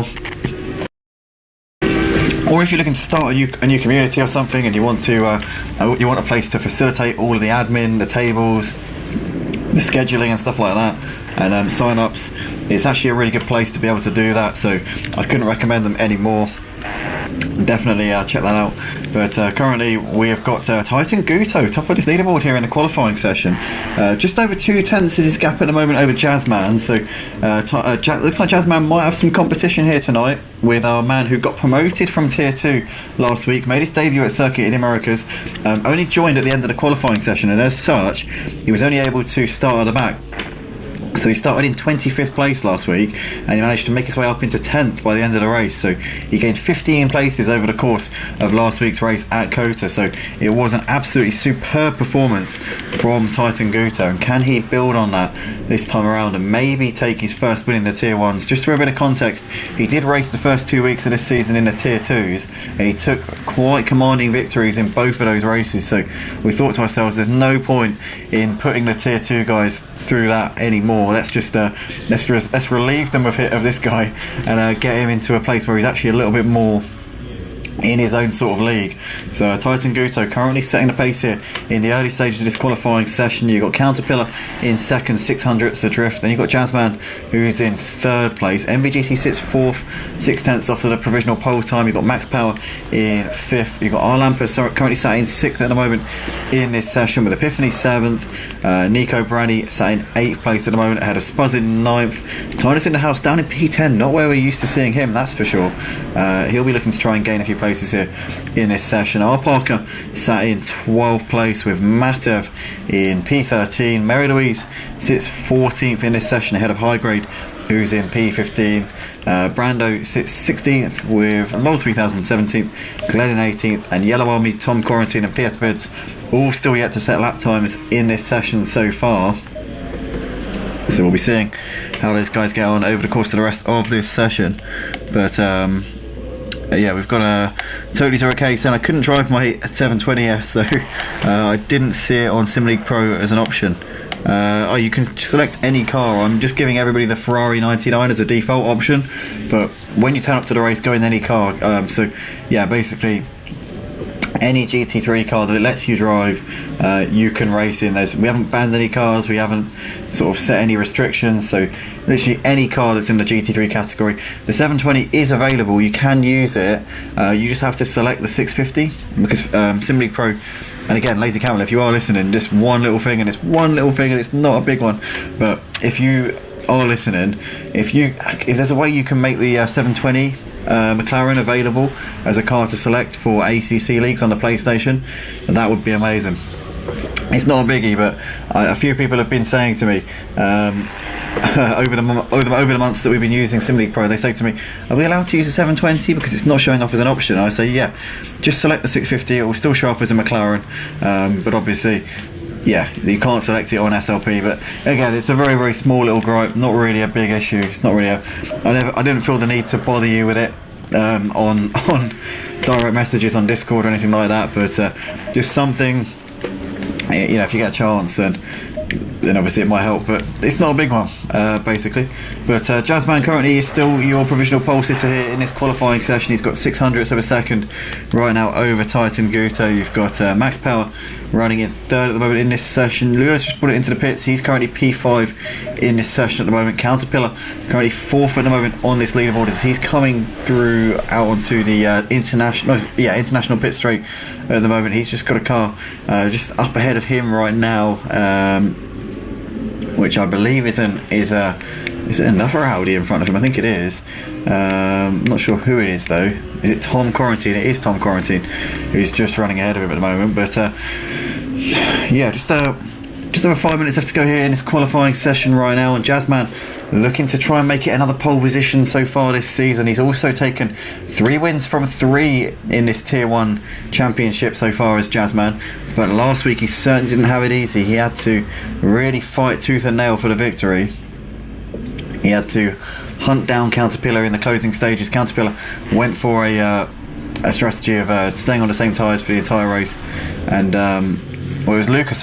No, it wasn't Luca. It was Caterpillar. But yeah, we saw an incredible end to that race, and Jazzman just managing to snatch the win at the end of it. But yeah, it was an exciting end to that race, and Jazzman just about crept over the line, but he definitely did. It was hanging in the balance for some time during that race, but ultimately managed to do what he does best, and that is to grab wins when up against it.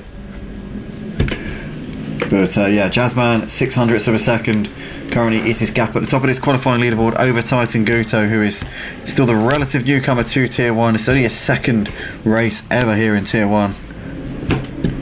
And we've got Cody Monkey down in the comments saying, it happens, mate, you'll get better, in relation to Totally Zero K there.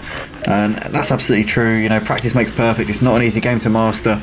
The sim racing world can be a cutthroat business. So yeah, definitely don't let that get you down. Keep pushing, keep practicing, and you will get there for sure.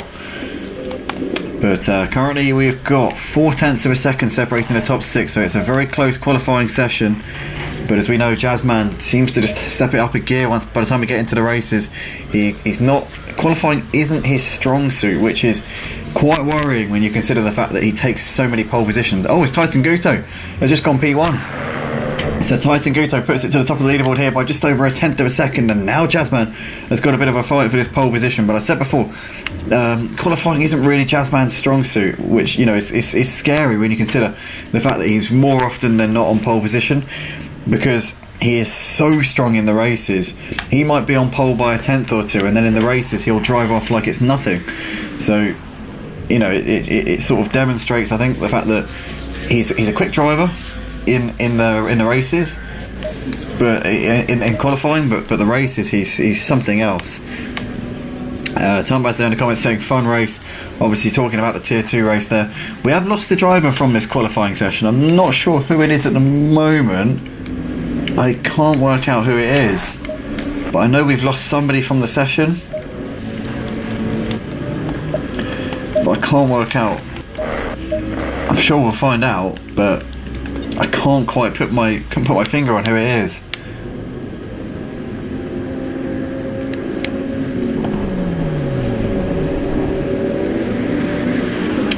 But yeah, hopefully whoever it was that's left the session can get themselves back in before we get to the end of the qualifying. But right now, Titan Guto, nonetheless, your provisional pole sitter here for round 4 of this 8-round season here for season 3 of the PlayStation 5 GT3 Championship here at Motive. It's the tier 1s out on track right now, coming towards the end of this qualifying session. Titan Guto trying to improve. He's obviously on his out lap at the moment. He'll be starting his final qualifying lap of the session as Jazzman has gone on pole position there by 1/10 of a second. First driver into the 157s, and the championship leader and champion of season 1 here for the PlayStation 5 GT3s has now gone and delivered the knockout blow, and Titan Guto has got it all to do on this next flying lap, which he'll be starting in a minute. But Jazzman doing what Jazzman does. And is he on another lap here? So will he be able to try and extend that gap and maybe rub salt in the wounds, or solidify that provisional pole position here? Titan Guto nonetheless is coming out of Woodcote to start another lap here. So he will get another chance to try and take back that pole position.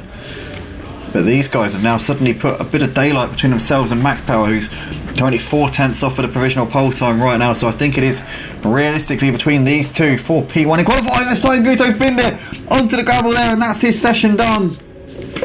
And Jazzman is now finishing this lap that he's on. He doesn't really need to, I don't think. Titan Guto's binned it onto the gravel. What about Max Power? Can Max Power find 0.4 of a second here at the end of this session? He's coming into Luffield here. He will get one more lap after this as well. Tynus in the house is finding time. He's now got himself within half a second of the pole time. He's currently sat in P5 in this qualifying session, as we've got Max Power coming out of Woodcote. Over the start finish line he goes. Can't improve, stays in 3rd place, but he will get another lap in. Caterpillar's coming down the Hangar Straight at the moment. The driver who got so close to taking the win last week at Circuit of the Americas. A lap and a half away from making those worn out tyres last the distance. But he just got a little bit wrong there coming through Stowe Corner, and would have cost him a couple of tenths there, that's for sure. Tynus in the house, should I say, is coming out of the loop out onto the Wellington Straight once again. You've got MVGT just coming down the international pit straight right now. Jazzman couldn't improve on his fastest time, but I think he got over the line in time to do another lap, so he will be able to try and extend that gap at the top of the leaderboard. As Ludo's gone into 3rd place, so Ludo there doing a good lap at the end, putting it on the 2nd row as it stands. But what can the rest of them do here? Robert in the comments here saying time for the big boys now. That's Max Power done. He's no longer in this session. Caterpillar has parked it, so he's not going to improve either. Tynus in the house has seen the checkered flag, so he's now done. MVGT's in the pits, he's not going to improve. PS Vid's P8, he's also in the pits. Spuzz is coming around out onto the Wellington straight, but he's gone wide coming out of the loop, and that's going to be his lap done. Epiphany and Lampa are done. Nico Barani's coming down the international pit straight. Mary Louise coming through Village. You got High Grade, looks like he's coming down the Wellington straight, but I think he's coasting right now.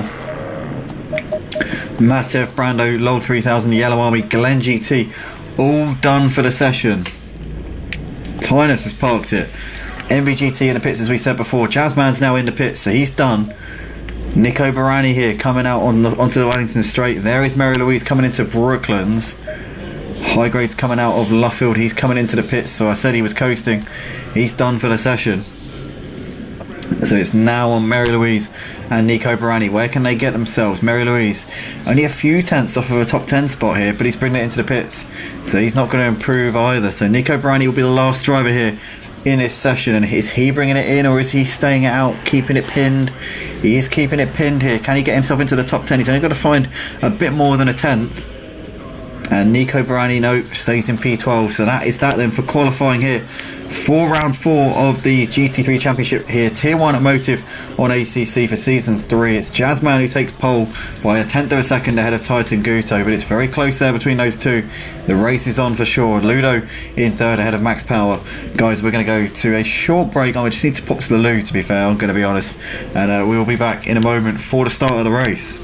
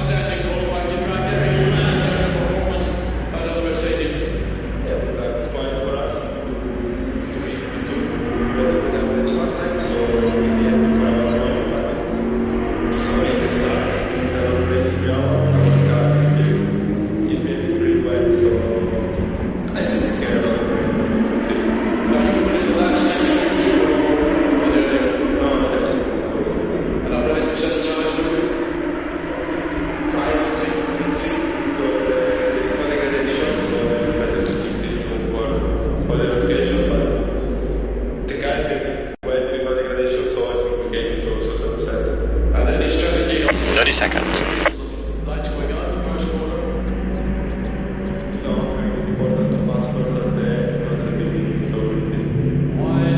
20 seconds. This is the epic outline of Silverstone, opened in 1948, changed from time to time over the years, but still the essence is great. 10 seconds. Built on the perimeter road of a World War II fighter station, and as you can see, there is a lot of flow around the outside of the circuit with some incredible sectors. Sector 1, wonderful twist halfway through Magnus Bay. Here we are then, ladies and gentlemen, we are getting ready to go here for the Tier 1s at Motive, this round 4 of 8 for the season here at Silverstone, and we have got a hell of a race on our hands here. Jazzman taking pole by just a tenth of a second ahead of Titan Guto in that qualifying session just gone. Titan's not moved! What's going on? Oh, what has he done? So Titan Guto's not moved! He's still sat in the formation position! And he's not going to start this race. This is unbelievable. So Jazzman leads coming into Copse Corner, Ludo just behind.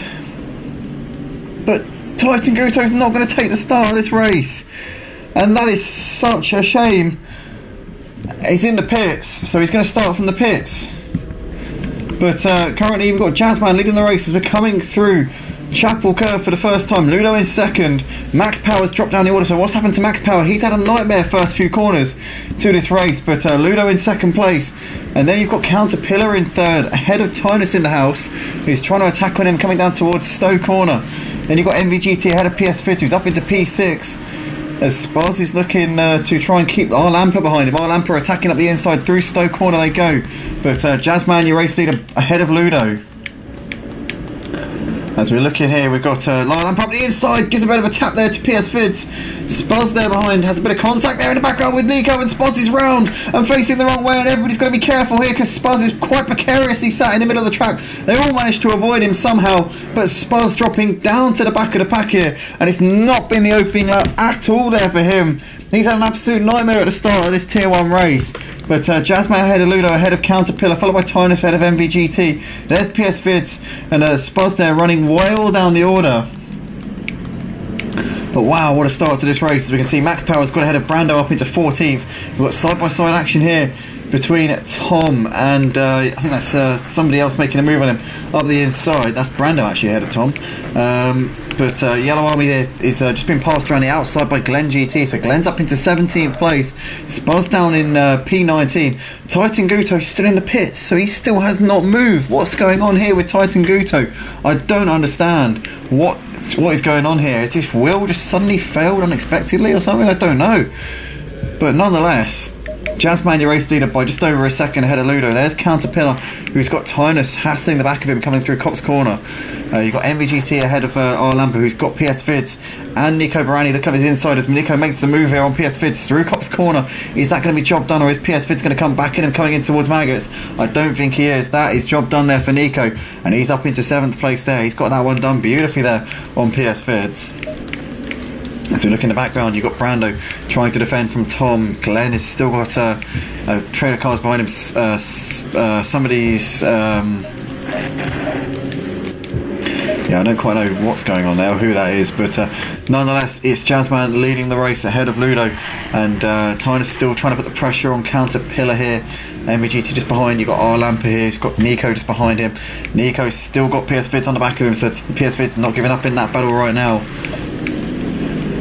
But wow, an interesting start to this race as Matev has lost out to Max Power. Max Power's into 30th. Matev's got to watch out because he's got quite a few people behind him here.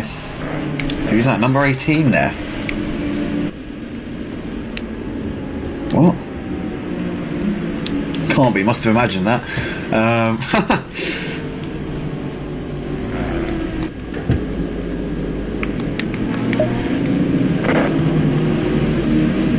Yeah, Lord 3000 running in P12, so where has he come from? I don't know. Was he there the whole time? I don't know. Anyway, Jazzman leading by just over a second. Ludo's actually keeping up with Jazzman at this point. I don't know if Ludo's maybe put a half tank in the car or whatever, but he's keeping tabs with Jazzman's pace. He's not dropping off by any means at the moment, so that battle for the lead looking like it's certainly not going all in Jazzman's favour. Tom's still pressuring the back of Brando. As you've got Spaz here looking down the inside, and he's going to make the move there into Brooklands, and I think that's job done there for Spaz, as he's got ahead of Glenn, and Spaz up into 17th place. Yellow Army in the background here is running just ahead, just behind them. But yeah, Spaz there I think is going to now pull away from this pack of cars. Glenn's just behind him, and then you've got Yellow Army just behind them as well. But interesting first few laps to the race. Titan Guto has now come out onto the track and is now back in, so I don't know what's going on there with him. Is he coming in to make his mandatory stop very early, just get it done and then just drive to the flag in clean air? I don't know what the plan is really with him, but he started a lap later than everybody else. Just wasn't ready for the start of the race for whatever reason. Massive shame for him as he qualified in 2nd place, only a 10th off the pole time set by Jazzman, so a missed opportunity for Titan Guto potentially here tonight. Nonetheless, he'll have to wait till next week for his chances to maybe get a first win on the board. As High Grade here has actually got ahead of Max Power. He's on the back of Epiphany right now. Max Power's just ahead of Mary Louise. He's got Matev, Lol 3000, Brando, Tom Quarantine for company. A couple of seconds back to Spuzz. Glenn here has lost out to Yellow Army, so Yellow Army's gone around the outside of Glenn up into 18th spot here in this race. Jazzman's got just over a second over Ludo right now. Then you've got Tynus, who's currently trying to put the pressure on Caterpillar here for that final podium spot. There's MVGT in the background. Arlampa there running in 6th place ahead of Nico. And they've got just over a second back to PS Vids right now. There's High Grade, who's running ahead of Epiphany. There's Max Power behind them, ahead of Matev. There's Mary Louise, Lol 3000, Tom Quarantine. All these guys in a line here. And you've got Brando, who's just behind Spuzz. So Spuzz has got ahead of Brando up into P16. So that's a change for position there between those two. But yeah, currently Jazzman's still out the front here in this race. He's just extending his gap bit by bit to Ludo by about a 10th or so a lap. He's not massively quicker, but he's just got control of this race right now. As Nico's still pretty close on the back of Arlampa here. Epiphany trying to get onto the back of High Grade if he can.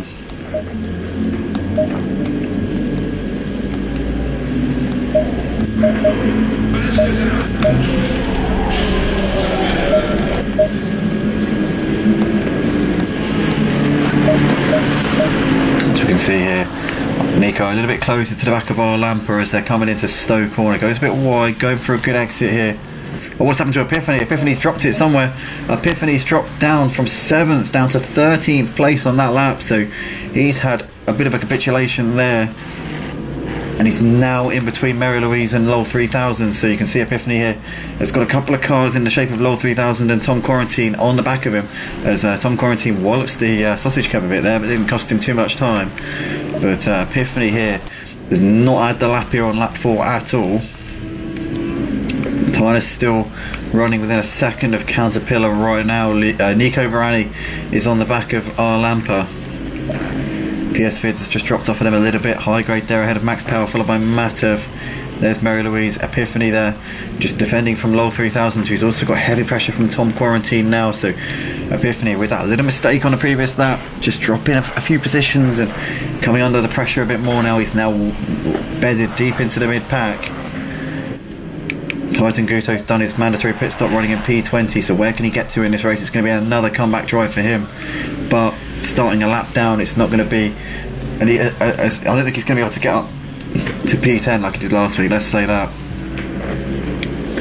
Be lucky to get into the top 15 tonight. But currently Tynus trying to put the pressure on Caterpillar. These two battling over 3rd place.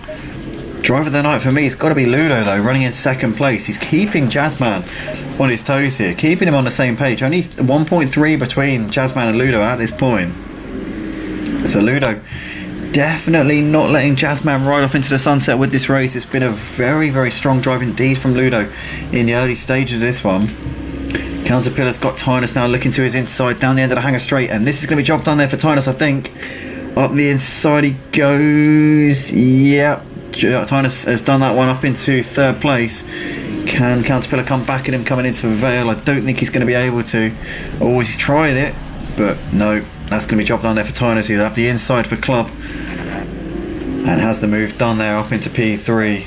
Tynus did actually win at Silverstone in the first ever PS5 GT3 race that we had at Motive. That was back in Season 1, Round 1. Tynus was actually the race winner. If my memory serves me correctly, it was Jazzman and Tynus on the front row. Tynus got the jump on Jazzman off of the line and then went on to win the race. Now obviously with Jazzman being out the front, controlling things from the lead of the race, would Tynus be able to pull off a similar feat? He's 7 seconds behind now, so he's got work to do here in this race. Might be a bit beyond him, but we'll have to see. But right now Jazzman has just over a second here to Ludo. Tynus there running in 3rd ahead of Caterpillar. There's MVGT in P5, a few seconds back to Arlampa, who's got Nico Barani and PS Vids not too far off of him. Max Power there has got pressure from High Grade, who's got Matev almost underneath him here. Is Matev looking to the inside into Brooklands, but he's too far back. There's Mary Louise ahead of Epiphany, followed by Lol 3000. Tom Quarantine and Spuzz just coming through your shot there. with Brando in the background there. And there's Yellow Army ahead of Glen GT. But Caterpillar still on the back here of Tynus in the houses. They're coming through Maggots and Beckett's here for the 6th time in this race.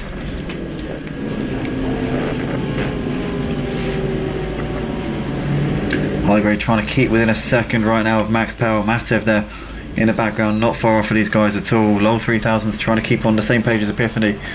Epiphany though closer to the back of Mary Louise than he has been. Spaz still can't find a way through ahead of Tom Quarantine right now. Tom's still keeping on the back of Lol 3000, so lots of battles going on here on this track. As Tynus is starting to try and pull away from Caterpillar, but he hasn't managed to. Caterpillar's still keeping him on the same page. Matev really wide there out of Stowe Corner, trying to get onto the back of High Grade. Epiphany's still on the back of Mary Louise, but this is still a long battle here, all the way from 12th down to 16th. You've got the 5 cars in the line as Spaz gets his sideways there and almost loses it, keeps onto it just about. But he's just lost this train of 4 cars ahead of him ever so slightly there as he runs a bit wide coming out onto the international pit straight.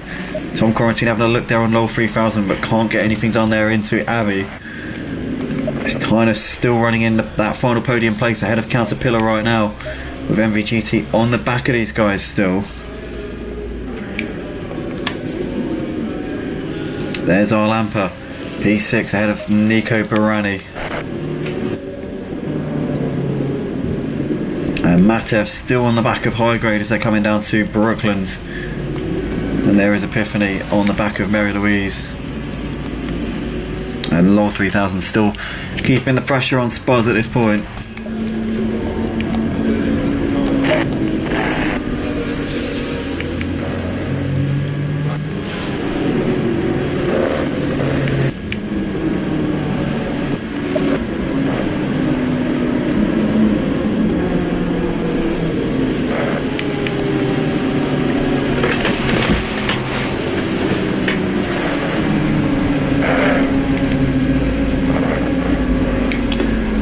But Spaz still on the back of Tom Quarantine here as these guys running in 14th and 15th places. He's still got Caterpillar on the back of Tynus. These guys still going at it for the podium spots. MVGT's just keeping himself in the hunt at the moment.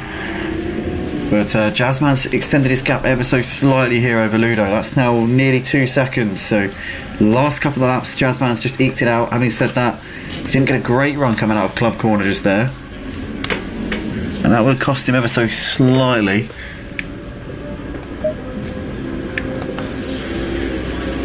Caterpillar still on the back of Tynus. You can see there MVGT in the background, and there's Arlampa and Nico still just over a second between those two right now.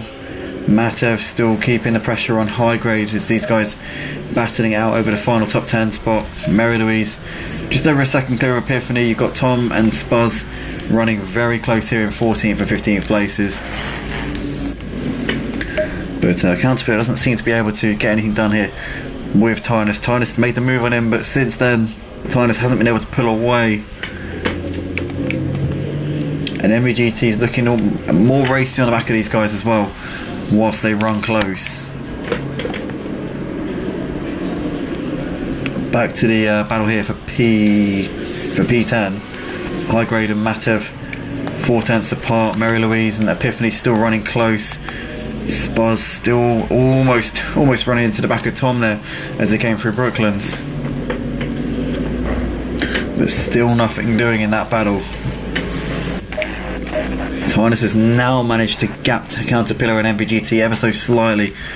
Caterpillar coming under more pressure from behind than he is being able to put it on based on what's in front of him. Gap between Max Power and High Grade's gone up a little bit. It's now pretty much a second. Matev trying to close in on High Grade if he can. Mary Louise got a bit sideways there coming through Maggots, but still ahead of Epiphany for the time being, maybe feeling the pressure a little bit. Tom still battling with Spaz here, as Spaz might have a run here coming out of Chapel Curve. I tell you what, he's very close here, and Tom might have to defend this one. coming down towards Stowe Corner. I think Spaz is just a little bit too far away, and Stowe Corner will come in the nick of time there for him.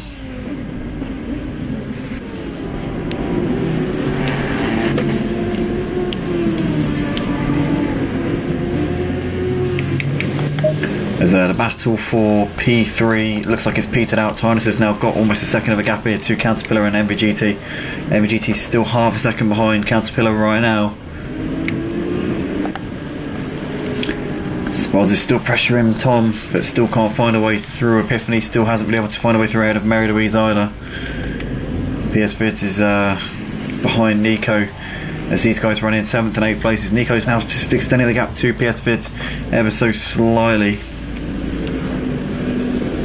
That looks like it's just over a second now between those two, so Nico now starting to look a bit more comfortable in that P7. Tynus has got over a second here to Caterpillar and MVGT, as these two still battered it out over 4th and 5th.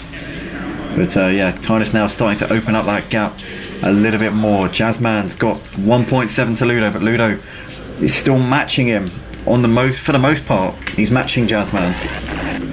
It's definitely not being a pushover here in this race, and we could be seeing, once the strategy comes into play, we could be seeing a close race again. I don't know what the situation is in terms of half tanking or full tanking it. If Jazzman's full tanking it and Ludo's half tanking it, then there's not much of a contest. But if Jazzman's half tanking it and say Tynus is full tanking it, that could be a battle which may develop later on in the race. Again, we don't know what the situation is with Tynus. Caterpillar running in 4th places, just ahead of MVGT, as these guys still battle over 4th and 5th places. But yeah, the fuel, the tyres, these could all be factors here that will change the race from how we're viewing it now. PS Fit still running close to Nico at this point. Epiphany still on the back of Mary Louise, as these guys are coming out of Stowe Corner here for the 9th time in the race. You got Tom still trying to keep on the back of Spuz, but Spuz has just gapped him a little bit over the course of this lap so far. But MVGT still can't get it done here with Caterpillar. Tosi0K says tier 1 is very consistent. Yeah, generally what you find between tiers isn't necessarily the pace. You kind of summed it up. It's the cleanliness, it's the affinity with the racetracks, it's the kind of like knowledge of the other drivers and what they're doing, and just general affinity and composure. Composure's one thing that when you've raced in a league for a considerable number of seasons, what you do is you build up this like understanding of the other people on the track, as well as the car underneath you, and generally you see people driving in a lot more of a calm, relaxed sort of manner, because you're kind of used to the whole scenario of league racing. So in tier 2 you'll get a lot of new drivers who maybe are a bit nervous, a little bit on edge. They're not really relaxed or in the right sort of mindset. I guess in a way you could say that the right mindset is to be wound up and revved up and ready to go, but you know, if you want to drive cleanly, you want to drive fairly, then you want to be sort of relaxed and knowing what you're in for. And obviously, you know, for these tier 1 guys, they've been doing this for a few seasons now. These couple of them are in their 2nd season, some are in their 3rd season on the PS5. You've got to remember that a lot of the drivers here as well race with us on the PS4, so they've been racing on ACC in league racing for a long time now, and they kind of know the business, and so that obviously plays a factor, I think, in how a lot of the guys drive. But currently we're seeing PS Fit here still trying to put the pressure on Nico coming into Vale. MVGT still hasn't been able to get this move done on Caterpillar. Jazzman's got a gap at nearly 3 seconds, so I think Ludo must have made a little mistake on the previous lap maybe, which has just extended Jazzman's gap ever so slightly. I'm starting to think now that maybe Tynus has full tanked it though, because he's got the pace a little bit over Caterpillar. Caterpillar's unable to shake off MVGT still, as they're coming out onto the Wellington straight, but I think MVGT is just a little bit too far back to make the move going into Brooklands. And that's the hold station for now. PS Fit still on the back of Nico as they're coming down the Wellington straight, but I think he's just a little bit too far behind as well. Battle for P10 between Highgrade and Matev, still close, but still no cigar for Matev. Spaz is on the back of Mary Louise, so this battle for P12 has heated up a bit again. 4 drivers currently battling here for this position, but Spaz has got ahead of Epiphany, and Tom Quarantine will be trying to follow suit as well, I'm sure. But Spaz is now focusing his attention on Mary Louise for 12th place here in this race. Low 3000 has managed to gap Brando by just over a second here in this battle for P16. But Caterpillar still got the position right now ahead of MVGT as they're coming down a hangar straight. In the background there, somebody onto the grass. Oh, Lamper goes straight on over Beckett's and misses out Chapel completely, straight onto the hangar straight. And Nico and PS Vids in the background there going through a shot. There's Max Power. But our Lamper, I think, managed to avoid losing too much time by actually cutting the corner. But I don't know if he got any damage. Did he go into the wall? I think he might have avoided going into the wall, but you can see his bumper's got a bit of damage from that off-road excursion there. But seems to have got away without any bodywork damage. I mean, that's if you don't count the bumper as bodywork, but or rather the suspension, should I say, not the bumper. It's his suspension that's taken a bit of a battering. But High Grade and Matif still running quite close in 10th and 11th places. There's Spuz, who's currently still trying to get ahead of Mary Louise. There's Epiphany, Tom Quarantine, Lol 3000 and Brando there behind them. 22 of you currently watching the stream right now. Smash the like button, guys, if you're enjoying what you're seeing here for the Tier 1 ACC on the PlayStation 5 for the GT3 Championship here on a Sunday night. MVGT is currently pressuring the back of Caterpillar as they're coming out of Luffield. Jazzman still your race leader by 4 seconds over Ludo. So Jazzman has now got the hammer down in the last couple of laps. I mean, talking about drivers half tanking it, full tanking it, whatever, whatnot. But I don't know what Jazzman's doing with his strategy, but it looks like he's now getting it down and has pulled out a bit to Ludo here in the last few laps. Tynus, I think, is full tanking it just by I just get the feeling he's full tanking it. I don't know why, I just feel like he is. Matev into the pits nonetheless here at the end of lap 11. But Jazzman is continuing to eke out that gap to Ludo. Ludo was keeping him on the same page for the first few laps. The gap was sort of like under 2 seconds for the first 8 laps of the race, and then the last sort of 3-4 laps of the race, Jazzman's pulled out the same gap in those 3 or 4 laps that he did in the first 7 or 8 laps. So I think that maybe Ludo's just dropped off the boil a little bit and Jazzman's just stepped it up a gear. Could be a bit of both, might be one or the other, I don't know. MVGT still just ahead of Caterpillar. PS Vids still within half a second of Nico Barani right now. Mary Louise is right on the back of Spuz, but Spuz has got ahead of Mary Louise actually up into 11th place, so that's job done there for Spuz. Tom Quarantine is still ahead of Epiphany. Lol 3000 there with them at this point, but Tom Quarantine's obviously got ahead of Epiphany, can now try and pull up onto the back of Mary Louise if possible, but Mary Louise is still not giving up in this battle with Spuz, but he has dropped off with him a little bit. There's Spuz in the foreground, just pulled away from this train a little bit. And can Tom now follow Spuz through and get himself into 12th place here on Mary Louise? These guys are too fast, says Guido Chris. Yeah, Guido, you might be in this league next season, so you know, it's not a million miles away. I mean, you're in the promotion spots at the moment. Top 6 from Tier 2 go up to Tier 1, so this could be the promised land for you, Sunshine. Matev has been into the pits, so he's now back out on the track. Caterpillar still within a second of MVGT as they're coming down towards Maggots and Beckett's. Epiphany is within half a second of Tom Quarantine right now. Mary Louise still on the back of Lol 3000 as they're coming through Brooklands and Luffield. There's Mary Louise, and Brando still on the back of Mary Louise right now as well. But it is still Jazzman out in front leading this race, and he's continuing to put out that gap to Ludo. 4.5 seconds now is the gap between the top 2. Jazzman's gap to Tynus is 12 seconds right now. But I wonder what Tynus is doing with strategy. Is he full tanking it? Is Jazzman half tanking it? These are questions which will probably be able to start figuring out the answer to in the next couple of laps, and then we'll know for sure. Obviously, once they've all come in for their pit stops, which might not be till the last lap, if recent weeks are anything to go by. But to be honest, if we get to that point, then I think we'll know for sure what strategy someone's on. Because I suppose I would have said that until tonight, when we saw Henry coming in with 2 laps left to go, and for some reason putting tyres and fuel in the car, or at least tyres, might not have put fuel in, but we saw Henry definitely changing his tyres at the end of the Tier 2 race with 2 laps left in the race. Bit of a head scratching moment there for myself. But I'm pretty sure tonight that Tynus is full tanking it, because he's not really anywhere near the pace of Jazzman right now.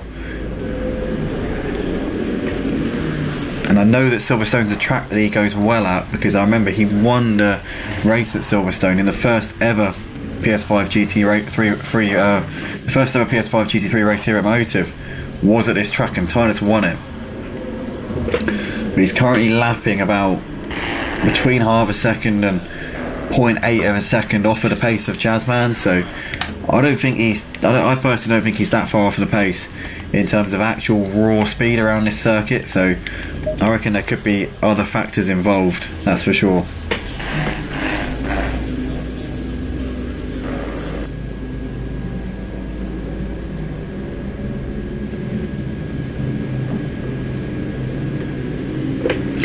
Totally 0K says, I'll be trying to make it in Tier 1 from now on. Well, it might be a bit difficult for you, mate, because obviously you joined the season this week, so only 4 rounds left in this season. I'd say that it will be very difficult for you to get enough points to finish in the top 6. But what I'd say is, I mean, if you practice so much that you're an absolute alien like Titan Guto, for example, who won the first 2 races of the season in Tier 2 in quite dominant fashion, and this week has had a bit of a nightmare, not being able to ready up at the start for whatever reason. Not sure why. I'm sure we'll find out at the end. But drivers like him, obviously, it's a bit too good for Tier 2. If you're one of them, you might be able to get an early promotion, but other than that, I'd say just wait until next season, grind it out, get some results on the board. Top 6 in the championship from Tier 2, go up to Tier 1. So that's obviously the end goal for any consistent driver who's near the sharp end of Tier 2. And then obviously you can get promotion to Tier 1. And there's a few spaces, there's plenty of room for drivers who are consistent but not particularly quick. There is lots of potential. So if you are a driver who's maybe not quite on the pace of Jazzman and Ludo and Tynus and MVGT and Caterpillar, if you're just sort of like mid-pack or whatever, or about a second or second and a half, maybe 2 seconds off of their pace, you don't sweat it, don't stress it, because you're probably you're in the vast majority. Do you know what I mean? It's about being consistent. And so if you're in the top 24 in Tier 1, you're guaranteed a spot for next season. So I wouldn't say stress it at all. Top 24 in Tier 1, get a spot guaranteed, and that's obviously excluding the fact that maybe some of the Tier 2 drivers might not even be able to make the season the next season. So ultimately you're in a good position. If you finish in the top 24 in the championship standings through consistency or whatever, you can get a spot for the next season. So it's definitely about being consistent. But we see Tom Quarantine's coming to the pits now, so he's come out behind Matev. Not too far behind Matev actually, only 4 seconds you can see separating those two on the timing screen. Nico is just about a second clear of Max Power at this point as those two are coming through Stowe corner. Jazzman's got 6.5 seconds over Ludo right now, so he's continuing to pull out that gap. Tynus just gained a bit on Ludo over the last couple of laps, so you can see that's come down 6.5 seconds now between those two. Jazzman's gap to Tynus is about 13 seconds. But again, I'm just not sure what the situation is in terms of their strategies. I don't know if Jazzman is maybe half tanking it, maybe Tynus full tanking it. It probably would make about a difference of around probably half a second a lap, maybe a bit more in terms of overall pace in the first part of the race. I don't know, it's hard to really say. Totally 0K says, I try after I get familiar to driving with others. Yeah, it's about practice, isn't it? That's really the aim of the game. As we see, Tynus is coming into the pits, so Jazzman and Tynus both in at the halfway point. So Jazzman coming into the box. Let's see what sort of pit stop he does here. Is it going to be a quick one? Is it going to be a long one? Jazzman in the box right now. No, he's certainly not up enough for the jack straight away. So Jazzman here in for a long one. So he's obviously changing tyres, putting some fuel in the car. Tynus stops in his box. Now what is the pit stop going to be for Tynus? Does Tynus have enough fuel to get to the end? Does he need to change tyres? Jazzman's still in his box, obviously changing tyres and fuel. Tynus looks like he is still in the box, so he's not moving straight away. So I think that Tynus is also half tanking it. Ludo's still out there right now. Jazzman's got a stop go penalty.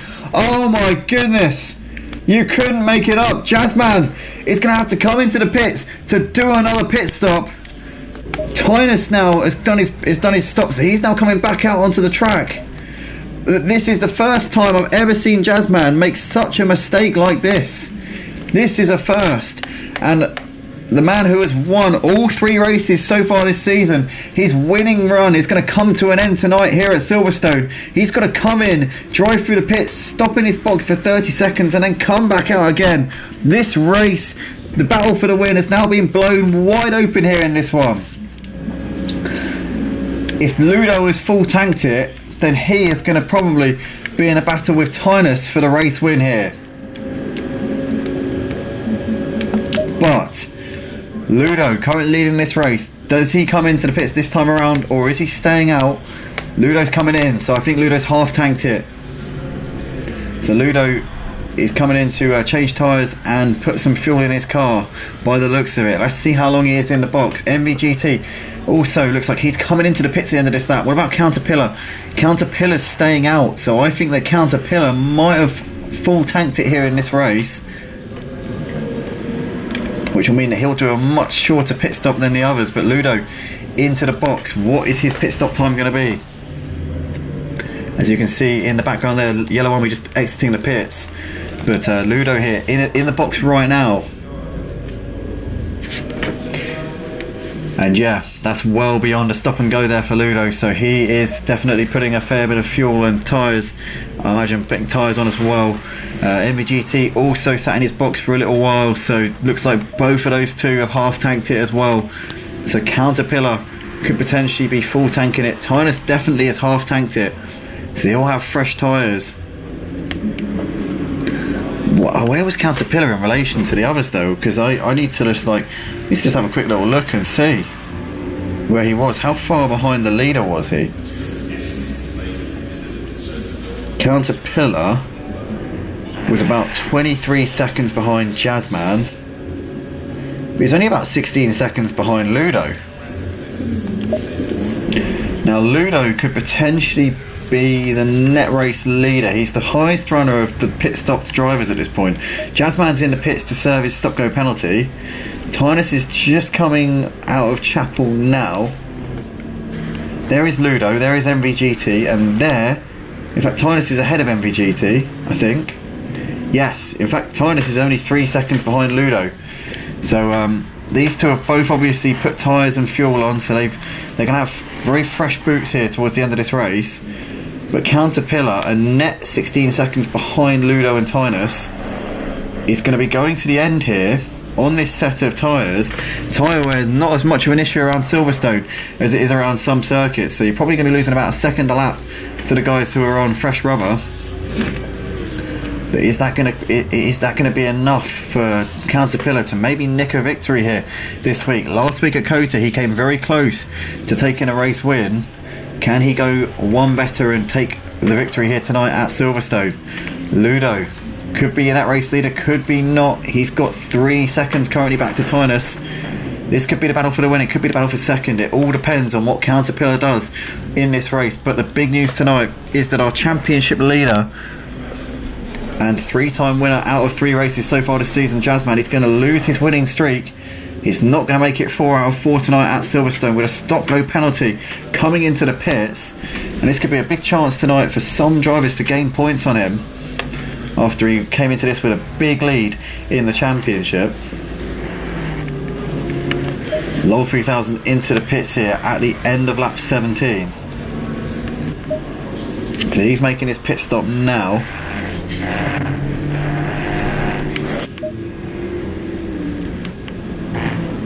Caterpillar still going out in the lead of this race. 22 seconds nearly is his gap over Max Power. High grade there in P3 ahead of PS Fids. There's Epiphany running in P5 here in this race.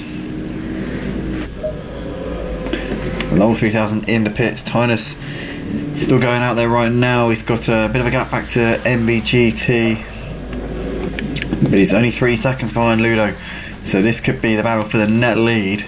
But it all depends on what happens with Caterpillar. And Caterpillar, we know from last week, likes to leave it till late. He doesn't like to come in early. But he's definitely gone for a full tank, and potentially could be on for a race win tonight. Depends if he needs to put any fuel in. Has he put enough fuel in the car? Because last week he did come in for a bit of a splash and dash during his pit stop, which would have cost him a little bit of time, because he wouldn't have had the full benefit of being in and out of the pit stop very quickly. He still lost a little bit putting the fuel in.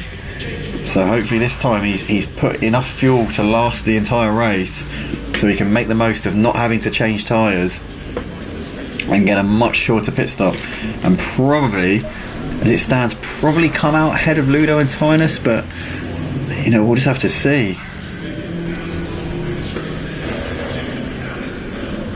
It's a short pit lane here at Silverstone, which will definitely play to his advantage, but his gap to Ludo isn't that big. His gap to Ludo is just over 30 seconds. So is that going to be enough? Is that going to be sufficient to come out? No, in fact, sorry, I do apologise, it's not 30 seconds, I do apologise, sorry. It's considerably more than that. It is, sorry, about 45 seconds, so I do apologise. That's just me looking at the wrong graphic there. So obviously Ludo's 13 seconds behind Epiphany. I thought for a second, I was looking at the gap between Caterpillar and Epiphany and thinking that was Ludo's gap, but obviously Ludo is a little way behind Epiphany by 13 seconds. So yeah, the gap between Caterpillar and Ludo is 45 seconds at this stage in the race, but that is coming down every single lap because Ludo's lapping so much quicker on his fresh tyres. Probably coming down by at least a second a lap. This strategic race is going to be an absolute fascination to see. As Guido Chris was saying, I full tanked it, was struggling a lot in the beginning. No, says the Lazy Camel, in relation to Jazzman picking up that stop-go penalty, but Jazzman's setting fastest laps right now. He's on the back of our Lamper looking to try and pick up another position, so this is going to be an exciting final stint to the race. Watching the battle between, obviously developing for the race win between Caterpillar and Ludo, and Tynus as well, who's only 2 seconds behind Ludo, but also watching this man here carve his way through the pack in the closing stages of this race on his fresh tyres after his stop-go penalty. Currently our Lamper's going to have to really get his elbows out here. I don't think he's going to fight this one too hard. It's not really a battle for position per se, because although it is for track position on the leaderboard, obviously our Lamper knows perfectly well that Jazzman is going to be coming through at some point, so he might as well not lose time trying to defend it. But when you've got track position and pride at stake, maybe it introduces, I mean, I know for a fact it introduces a different dimension. As we see Epiphany into the pits here at the end of lap 19, from P5 currently, but he'll drop down the order once that pit stop is done.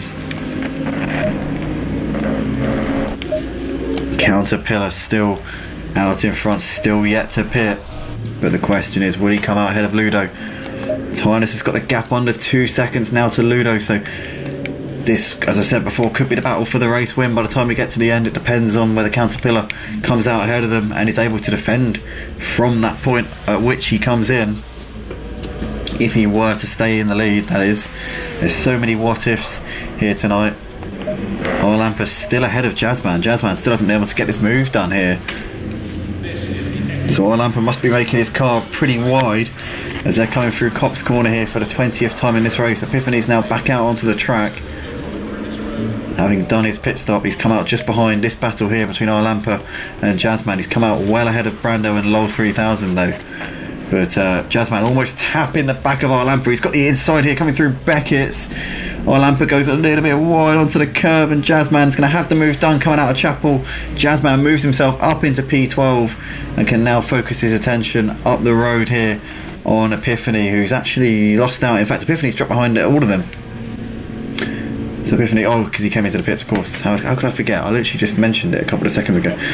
Nicola Barani will be next on Jazzman's radar here. 3 seconds the gap between those two. Sorry, I think I was on autopilot there. I do apologise.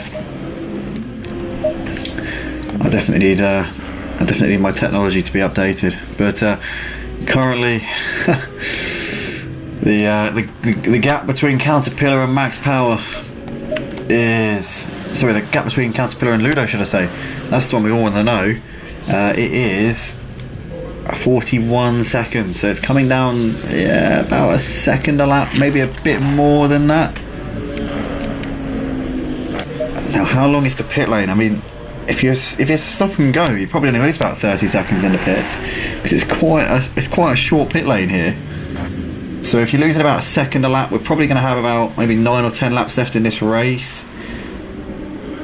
So if Caterpillar were to get a very straightforward stop, if he came in now, he'd probably come out about 10 seconds clear of Ludo. So as it stands, he probably just needs to lap within a second a lap of Ludo's pace, and he should be all right. But how is this all going to work? I mean, we just don't know. We just don't know if Caterpillar's tyres are going to go off at the end, or if they're going to hit the cliff. Great race. Tactics going to play big for the win. I think 100% Lazy Camel. But we saw last week Caterpillar almost made it work at Circuit of the Americas. And Circuit of the Americas is a much higher tyre deg circuit than Silverstone. Silverstone, in terms of actual tyre deg, isn't so bad. The thing about Silverstone is that it tends to affect the inside of the tyre a lot more, but the actual outer coating, it doesn't affect it so much. So you see sometimes tyre blowouts and stuff like that at Silverstone, but in terms of actual wear on the tyres, it's not so bad. It kind of sounds a bit strange to explain it like that, but it's actually a fact. Silverstone, due to the high speed corners and stuff, you do actually see the insides of the tyres suffer a lot more, but the outer coating, the actual part that introduces wear, isn't as bad at all. But Caterpillar currently doing what he needs to do on those tyres which he started the race on. The gap is about 40 seconds to Ludo, and it's coming down by about a second a lap consistently at the moment. Also, Jazzman's up into P10, so he's made the move on Nico. He's now on the back of Tom Quarantine, so looking to try and pick off another driver here is Jazzman on the comeback trail after that stop-go penalty a few laps ago. These guys are 5 seconds behind Matev, who's running in 8th place. Matev some considerable way behind MVGT, so I think once Jazzman arrives on Matev, that'll be his last sort of like target in this race. But first he's got to clear Tom, and he gets a nice run coming out of Luffield through Woodcote. They go side by side down the start finish straight. Jazzman is going to pick Tom off like he's not even there, and into Cop's corner. Jazzman moves himself up into 9th place, and he's now 5 seconds up the road, or 5 seconds down the road to this man here, Matev. As there you see Jazzman coming through your shot ahead of Tom, ahead of Nico and Arlampa as well. So what can Jazzman pick up here in the closing stages of this race? Race leader still Caterpillar. When is he going to pull the trigger and come into the pits? Is he going to leave it until the very last lap and leave us all guessing and leave us all wondering what the state of play is?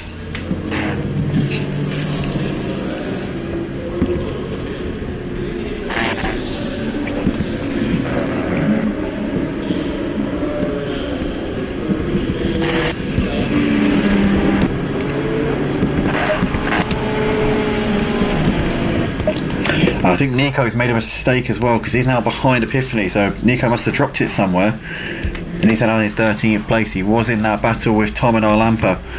Jazzman pulling away from these two now, But Tom's also gapping our Lamper a little bit. We haven't really spoken about the battle between Ludo and Tynus, which, as I said before, could end up being the battle for the race victory here. Along with Caterpillar, these two both in that fight. But Tynus has kept Ludo under 2 seconds. He hasn't really gained too much time over the last few laps. It's kind of just stayed the same. But that battle is kind of just on ice at the moment, as we wait to see what happens with Caterpillar when he comes in for his stop. Lap 23 of this Silverstone round 4 for Motive Racing's PlayStation 5 GT3 Championship here on ACC for Season 3. Is it going to be Caterpillar righting the wrongs of last week? Not really the wrongs, I mean, he didn't really do anything wrong, to be fair. Just his strategy didn't quite work out last time at Kota with this no tyre change, fuel to the end strategy. This time out, he's not really put a foot wrong. He's gapped about 38 seconds to Ludo, but we reckon you'll probably lose about 30 seconds in the pits here at Silverstone, so he's a net sort of 8 seconds ahead, maybe a bit less, even, with about 7 laps left in this race. Is he going to have enough in the tank?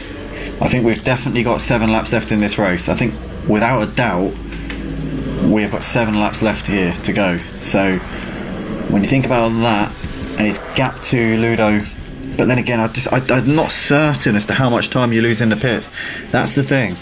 You know, I'm speculating here. I don't know exactly what the time loss is when you don't change tyres. But it's such a short pit lane. I think it's almost half the length of the pit lane to what we had at Kota. So it could be a huge difference. And that's what I'm thinking might help him to win, is the fact that the pit lane is so short. But we just do not know, and we're just waiting to find out. And Ludo currently has got 1.7 to Tynus, so Tynus chipping away here and there, but Ludo's keeping the gap to him for the most part. Tynus isn't gaining enough to really put Ludo under significant pressure at this point. He might gain a tenth or two, and then he'll lose a tenth or two. It's just kind of yo-yoing back and forth. As Tom's putting the pressure here on our Lamper. In fact, our Lamper's just extended the gap a little bit over the course of this lap here. It looks like it's just over a second now between those two. I reckon that's about 1.1, maybe 1.2 between those two now. Yeah, 1.2 between our Lamper and Tom as they come over to start lap 24.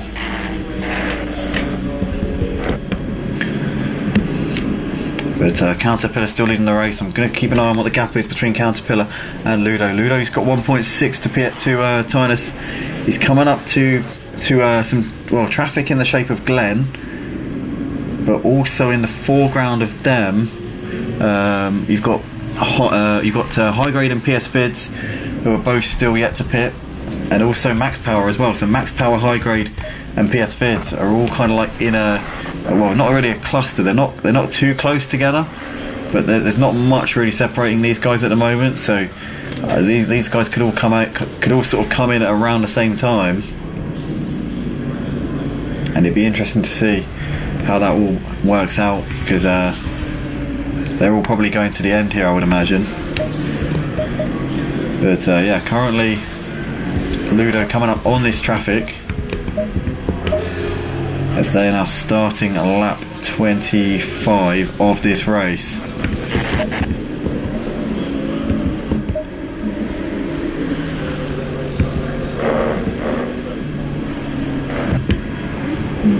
So Jazzman's now done Matev up into 8th, and he's actually 3.5 seconds clear of him, so I think Matev might have made a mistake somewhere. I don't quite know where, but Matev I think has dropped it. So he's now 3.5 seconds behind Jazzman on the track.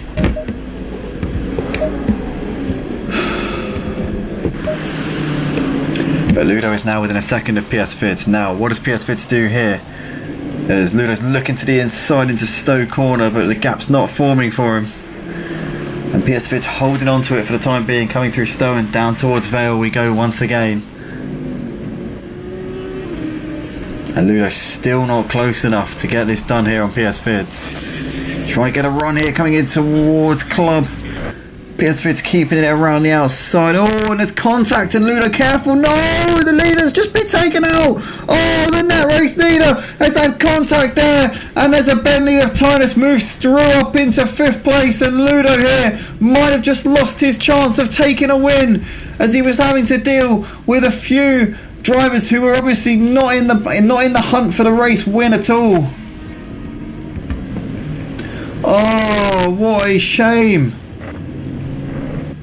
That has gone horribly wrong there, as Highgrade's now on the back of Max Power, but PS Vids has got Tinus on the back of him, and PS Vids maybe just the thorn in the side there for Ludo, as he was trying to, obviously he wasn't putting a lap on him, but PS Vids still yet to pit on a different strategy, so wasn't really in that fight. Max Power coming into the pits here, so Max Power was making his stop at the end of lap 25. Highgrade and PS Vids staying out for the time being, so Max Power is in here at the end of lap 25. Obviously he's not going to be putting fuel or tyres in at this point, there's no point whatsoever. In the meantime, it's Caterpillar who still leads the race, but I think the battle for the win now is between Caterpillar and Tinus. I can't see any other outcome here other than a battle between Caterpillar and Tinus for this win. Ludo's now out of the battle, I think. I think that ship sailed there for him in his fight for P1, as he gets it all wrong onto the grass there, gets it horribly out of shape. Just losing a bit more time here.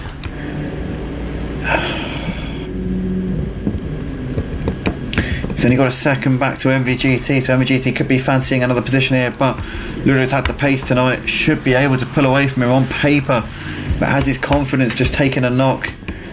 Is he now down in the dumps a little bit in terms of psychologically just struggling at this stage? In the meantime, your race leader Caterpillar's coming through Luffield. Does he come in this lap, or does he long it out a bit more? Caterpillar is staying out for the time being, so we're not going to find out yet whether or not Tinus is within range. It's a Highgrade coming out onto the Wellington straight, but we're going to have to keep an eye on what the gap is between Caterpillar and Highgrade, because Highgrade there running in 3rd place.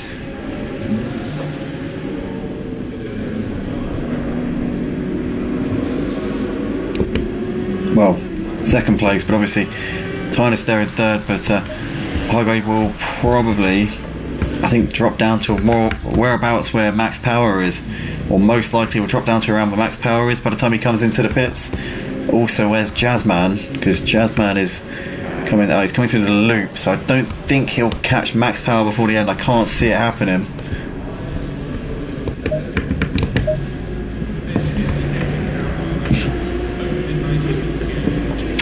But fascinating final few laps to this tier 1 race here for the GT3s at Motive.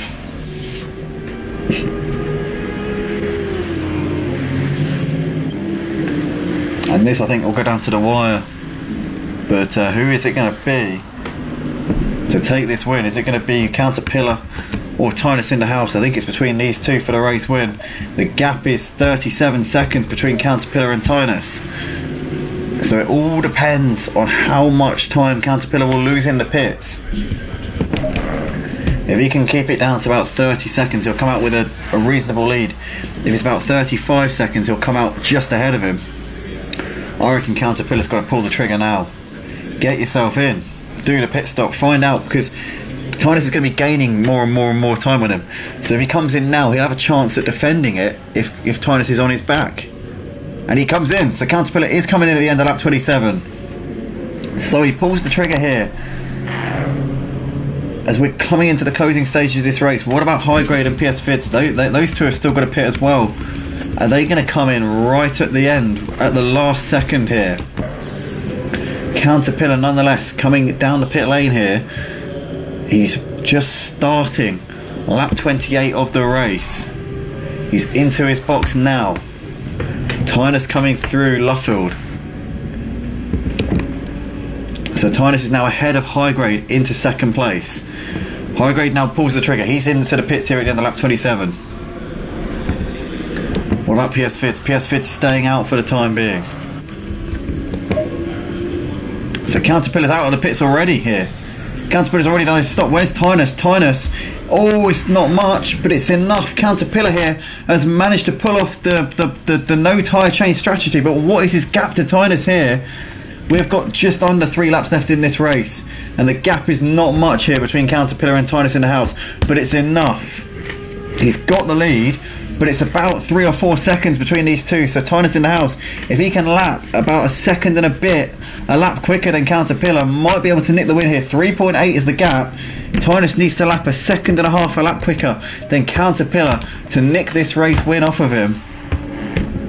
Very closing stages of this race here at Silverstone for round 4 of 8 of the season here for season 3 on the PlayStation 5 in the GT3 Championship here on a Sunday night. And Caterpillar looking a bit more likely than he was last week to take the win, but what is his gap? Is his gap enough to Tynus in the house? Imagine if he were to lose a race win in the last couple of laps like he did last time out at Kota, 2 weeks in a row. That would be agonising for Caterpillar. And last week it was Jazzman who denied him of the race win, but Jazzman this week with his stop go penalty in all kinds of trouble.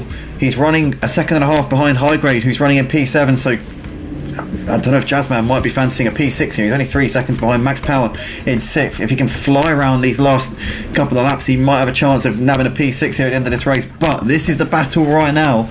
Caterpillar leads the race by 3.3 seconds ahead of Tynus in the house. Into Luffield we come. PS Fid's still on the podium at this point, but he will not be on the podium by the time we get to the end of this race, because he has got to come into the pits before we get to the end of this race. So he needs to come in either this lap or the next one. Is he going to pull the trigger this time around? No. So PS Fids is going to leave it until the very last opportunity here to come into the pits. Caterpillar and Tynus just under 3 seconds separating these two. Totally Zero OK saying that strategy on point in relation to Caterpillar. Not yet, mate. Not yet. I wouldn't say so just yet, because Tynus has gained. Well, we'll find out at the first sector checkpoint, because on this time last lap the gap was 3.8. It looks considerably less than that now. It's 2.7, so it's come down by 1.1 seconds. We have got the best part of 2 laps left to go in this race. So we've got probably, well, 1.1 seconds. You guys do the maths. It's going to be close. Let's say that. It's going to be under a second between them probably at the end. And with the added pressure of Tynus being on his rear, that could just unsettle Caterpillar a little bit here. So never say never. This race is far from over. Lap and a half left to go here at Silverstone. That is the gap between the top two. There is your man in 3rd place. He will lose out once he comes into the pits for his mandatory stop. Ludo there in 4th place in the background. You've got MVGT there running in P5. He's got a long gap back to Max Power, who's running just ahead of Jazzman. Jazzman's now ahead of High Grade up into 7th place. It's all going off here at the end of this race, and now Jazzman's looking on the back of Max Power as well. Is he going to send one into Vale? No, he thinks better of it. He holds position for the time being, but Jazzman looking to try and make it another position gain here at the end of this race. Dramatic scenes here in the closing stages here at Silverstone. Caterpillar has the lead by 2.5 seconds. Tynus is bringing the gap down, but I think it's too little too late here for Tynus in the house. I think that Caterpillar is going to go one better than he did last week at Kota, as he gets a little bit of a slide there on the exit of Luffield. Tynus still going there, 2 seconds behind. PS Fids has got to come in this lap. If he doesn't come in at the end of this lap, he is disqualified from the race. And he is diving into the pits here at the end of lap 29. And PS Vid stops it for the pit lane. Here he comes into the pits there. So he is not going to get disqualified. He's not going to get his 130-second penalty that he would have got if he hadn't come in. So Caterpillar leads the race by 2 seconds ahead of Tynus in the house. Ludo's got 2 seconds back to MVGT. Jazzman trying to attack here on Max Power, but he's also got High Grade on the back of him as well as they're coming through Luffield. The gap is closing, but I don't think it's enough time. No, it's not, Lazy Camel. I don't think he's going to do it. The gap down to 1.6 though at the front, as we're watching Jazzman trying to get ahead of Max Power, coming down the start finish straight here. Max Power's got the legs as they come into Cop's corner. Jazzman looking to the inside, can't do it, and he's going to keep ahead of him for the time being. Great racing here. But Jazzman still can't find a way through on Max Power right now. But Caterpillar has the lead of this race by 1.6 as Tynus is still trying to chase him down, and that is the gap between the top two. But I think that Caterpillar is just going to hold on. I think that Tynus is just going to run out of laps here.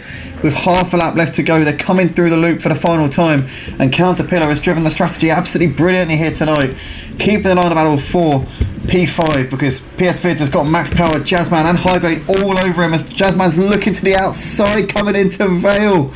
Can he go around all the way around the outside? PS Vids has slowed right down at the end. Oh, and there's contact between Jazzman and Max Power. Max Power almost spun around there. Oh, Jazzman gets spun around there. Oh, and he gets pushed around by High Grade. And Max Power there wide in the background. What has gone off here? Absolute carnage here on this final lap as Jazzman there gets taken out by, well, finished off really, I guess, by one of the other drivers here. But Tom Quarantine is also on the back of Mativ. Caterpillar's won the race. Tynus in the end couldn't get there, so Caterpillar taking a fantastic win at Silverstone tonight. Managed to make the strategy of no tyre changes work to perfection. Tynus takes second ahead of Ludo, who finishes this one in third place. MVGTO to take fourth place in the end. PS Vids is going to come round to take fifth, I think.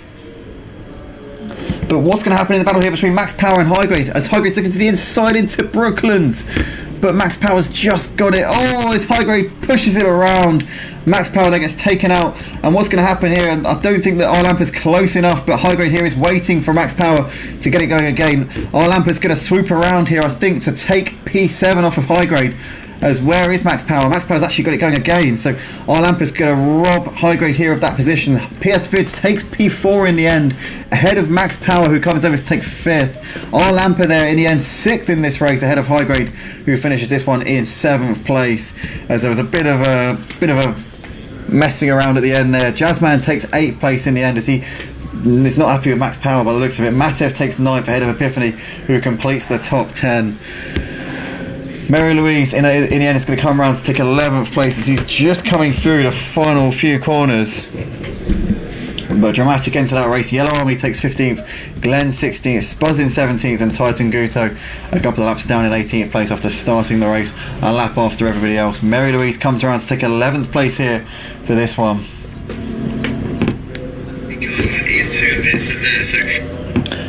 Brando's going to come around out of Luffield he comes, and up towards Woodcote, up towards the line. It's going to be a 12th place finish here for Brando in the end. Lowell 3000 coming over the line to finish this one in 30th place. Nico Barani in the pits there to finish the race. So that is that then for tonight, ladies and gentlemen, for the Tier 1s for the GT3 Championship here at Motive on the PlayStation 5 on Assetto Corsa Competizione. Caterpillar, fantastic job tonight. Congratulations to you on a well-deserved victory, playing the strategy absolutely brilliantly there in the end. So well done to you, fair play on a job well done. Gotta say, you fully deserve that one. In the end, managed to make that no tyre change strategy work after last week. Got it foiled by Jazzman hunting him down. Jazzman this time with a stop-go penalty. So Caterpillar, your race winner. Tynus in the house takes second, and Ludo completing the podium. Guys, I want to thank everybody for tuning in tonight across both tiers here for the GT3s on ACC. If you guys did enjoy, please smash the like button as it helps us out an enormous amount. If you want to join us, go to www.motiveracing.com. The link is in the description down below. And also, if anybody's looking out for the Porsche Cup and GT3 Sprint Championship, I will be getting sign-ups out over the next couple of days. I keep saying that I am going to get around to it. Just please, guys, remind me to do it. If you guys are reminding me to do it, it will remind me that the demand is there and that it won't be no sign-ups and no championship. So please, guys, if you want it, keep letting me know. I will get it up in the next couple of days. But yeah, thanks again from all of us here at Motive. It's a very good night. We'll see you next week for round 5 of the GT3 Championship. Hopefully it'll be as good as tonight was. Thanks to the 44 drivers who turned up across both tiers. And yeah, we will see you very soon.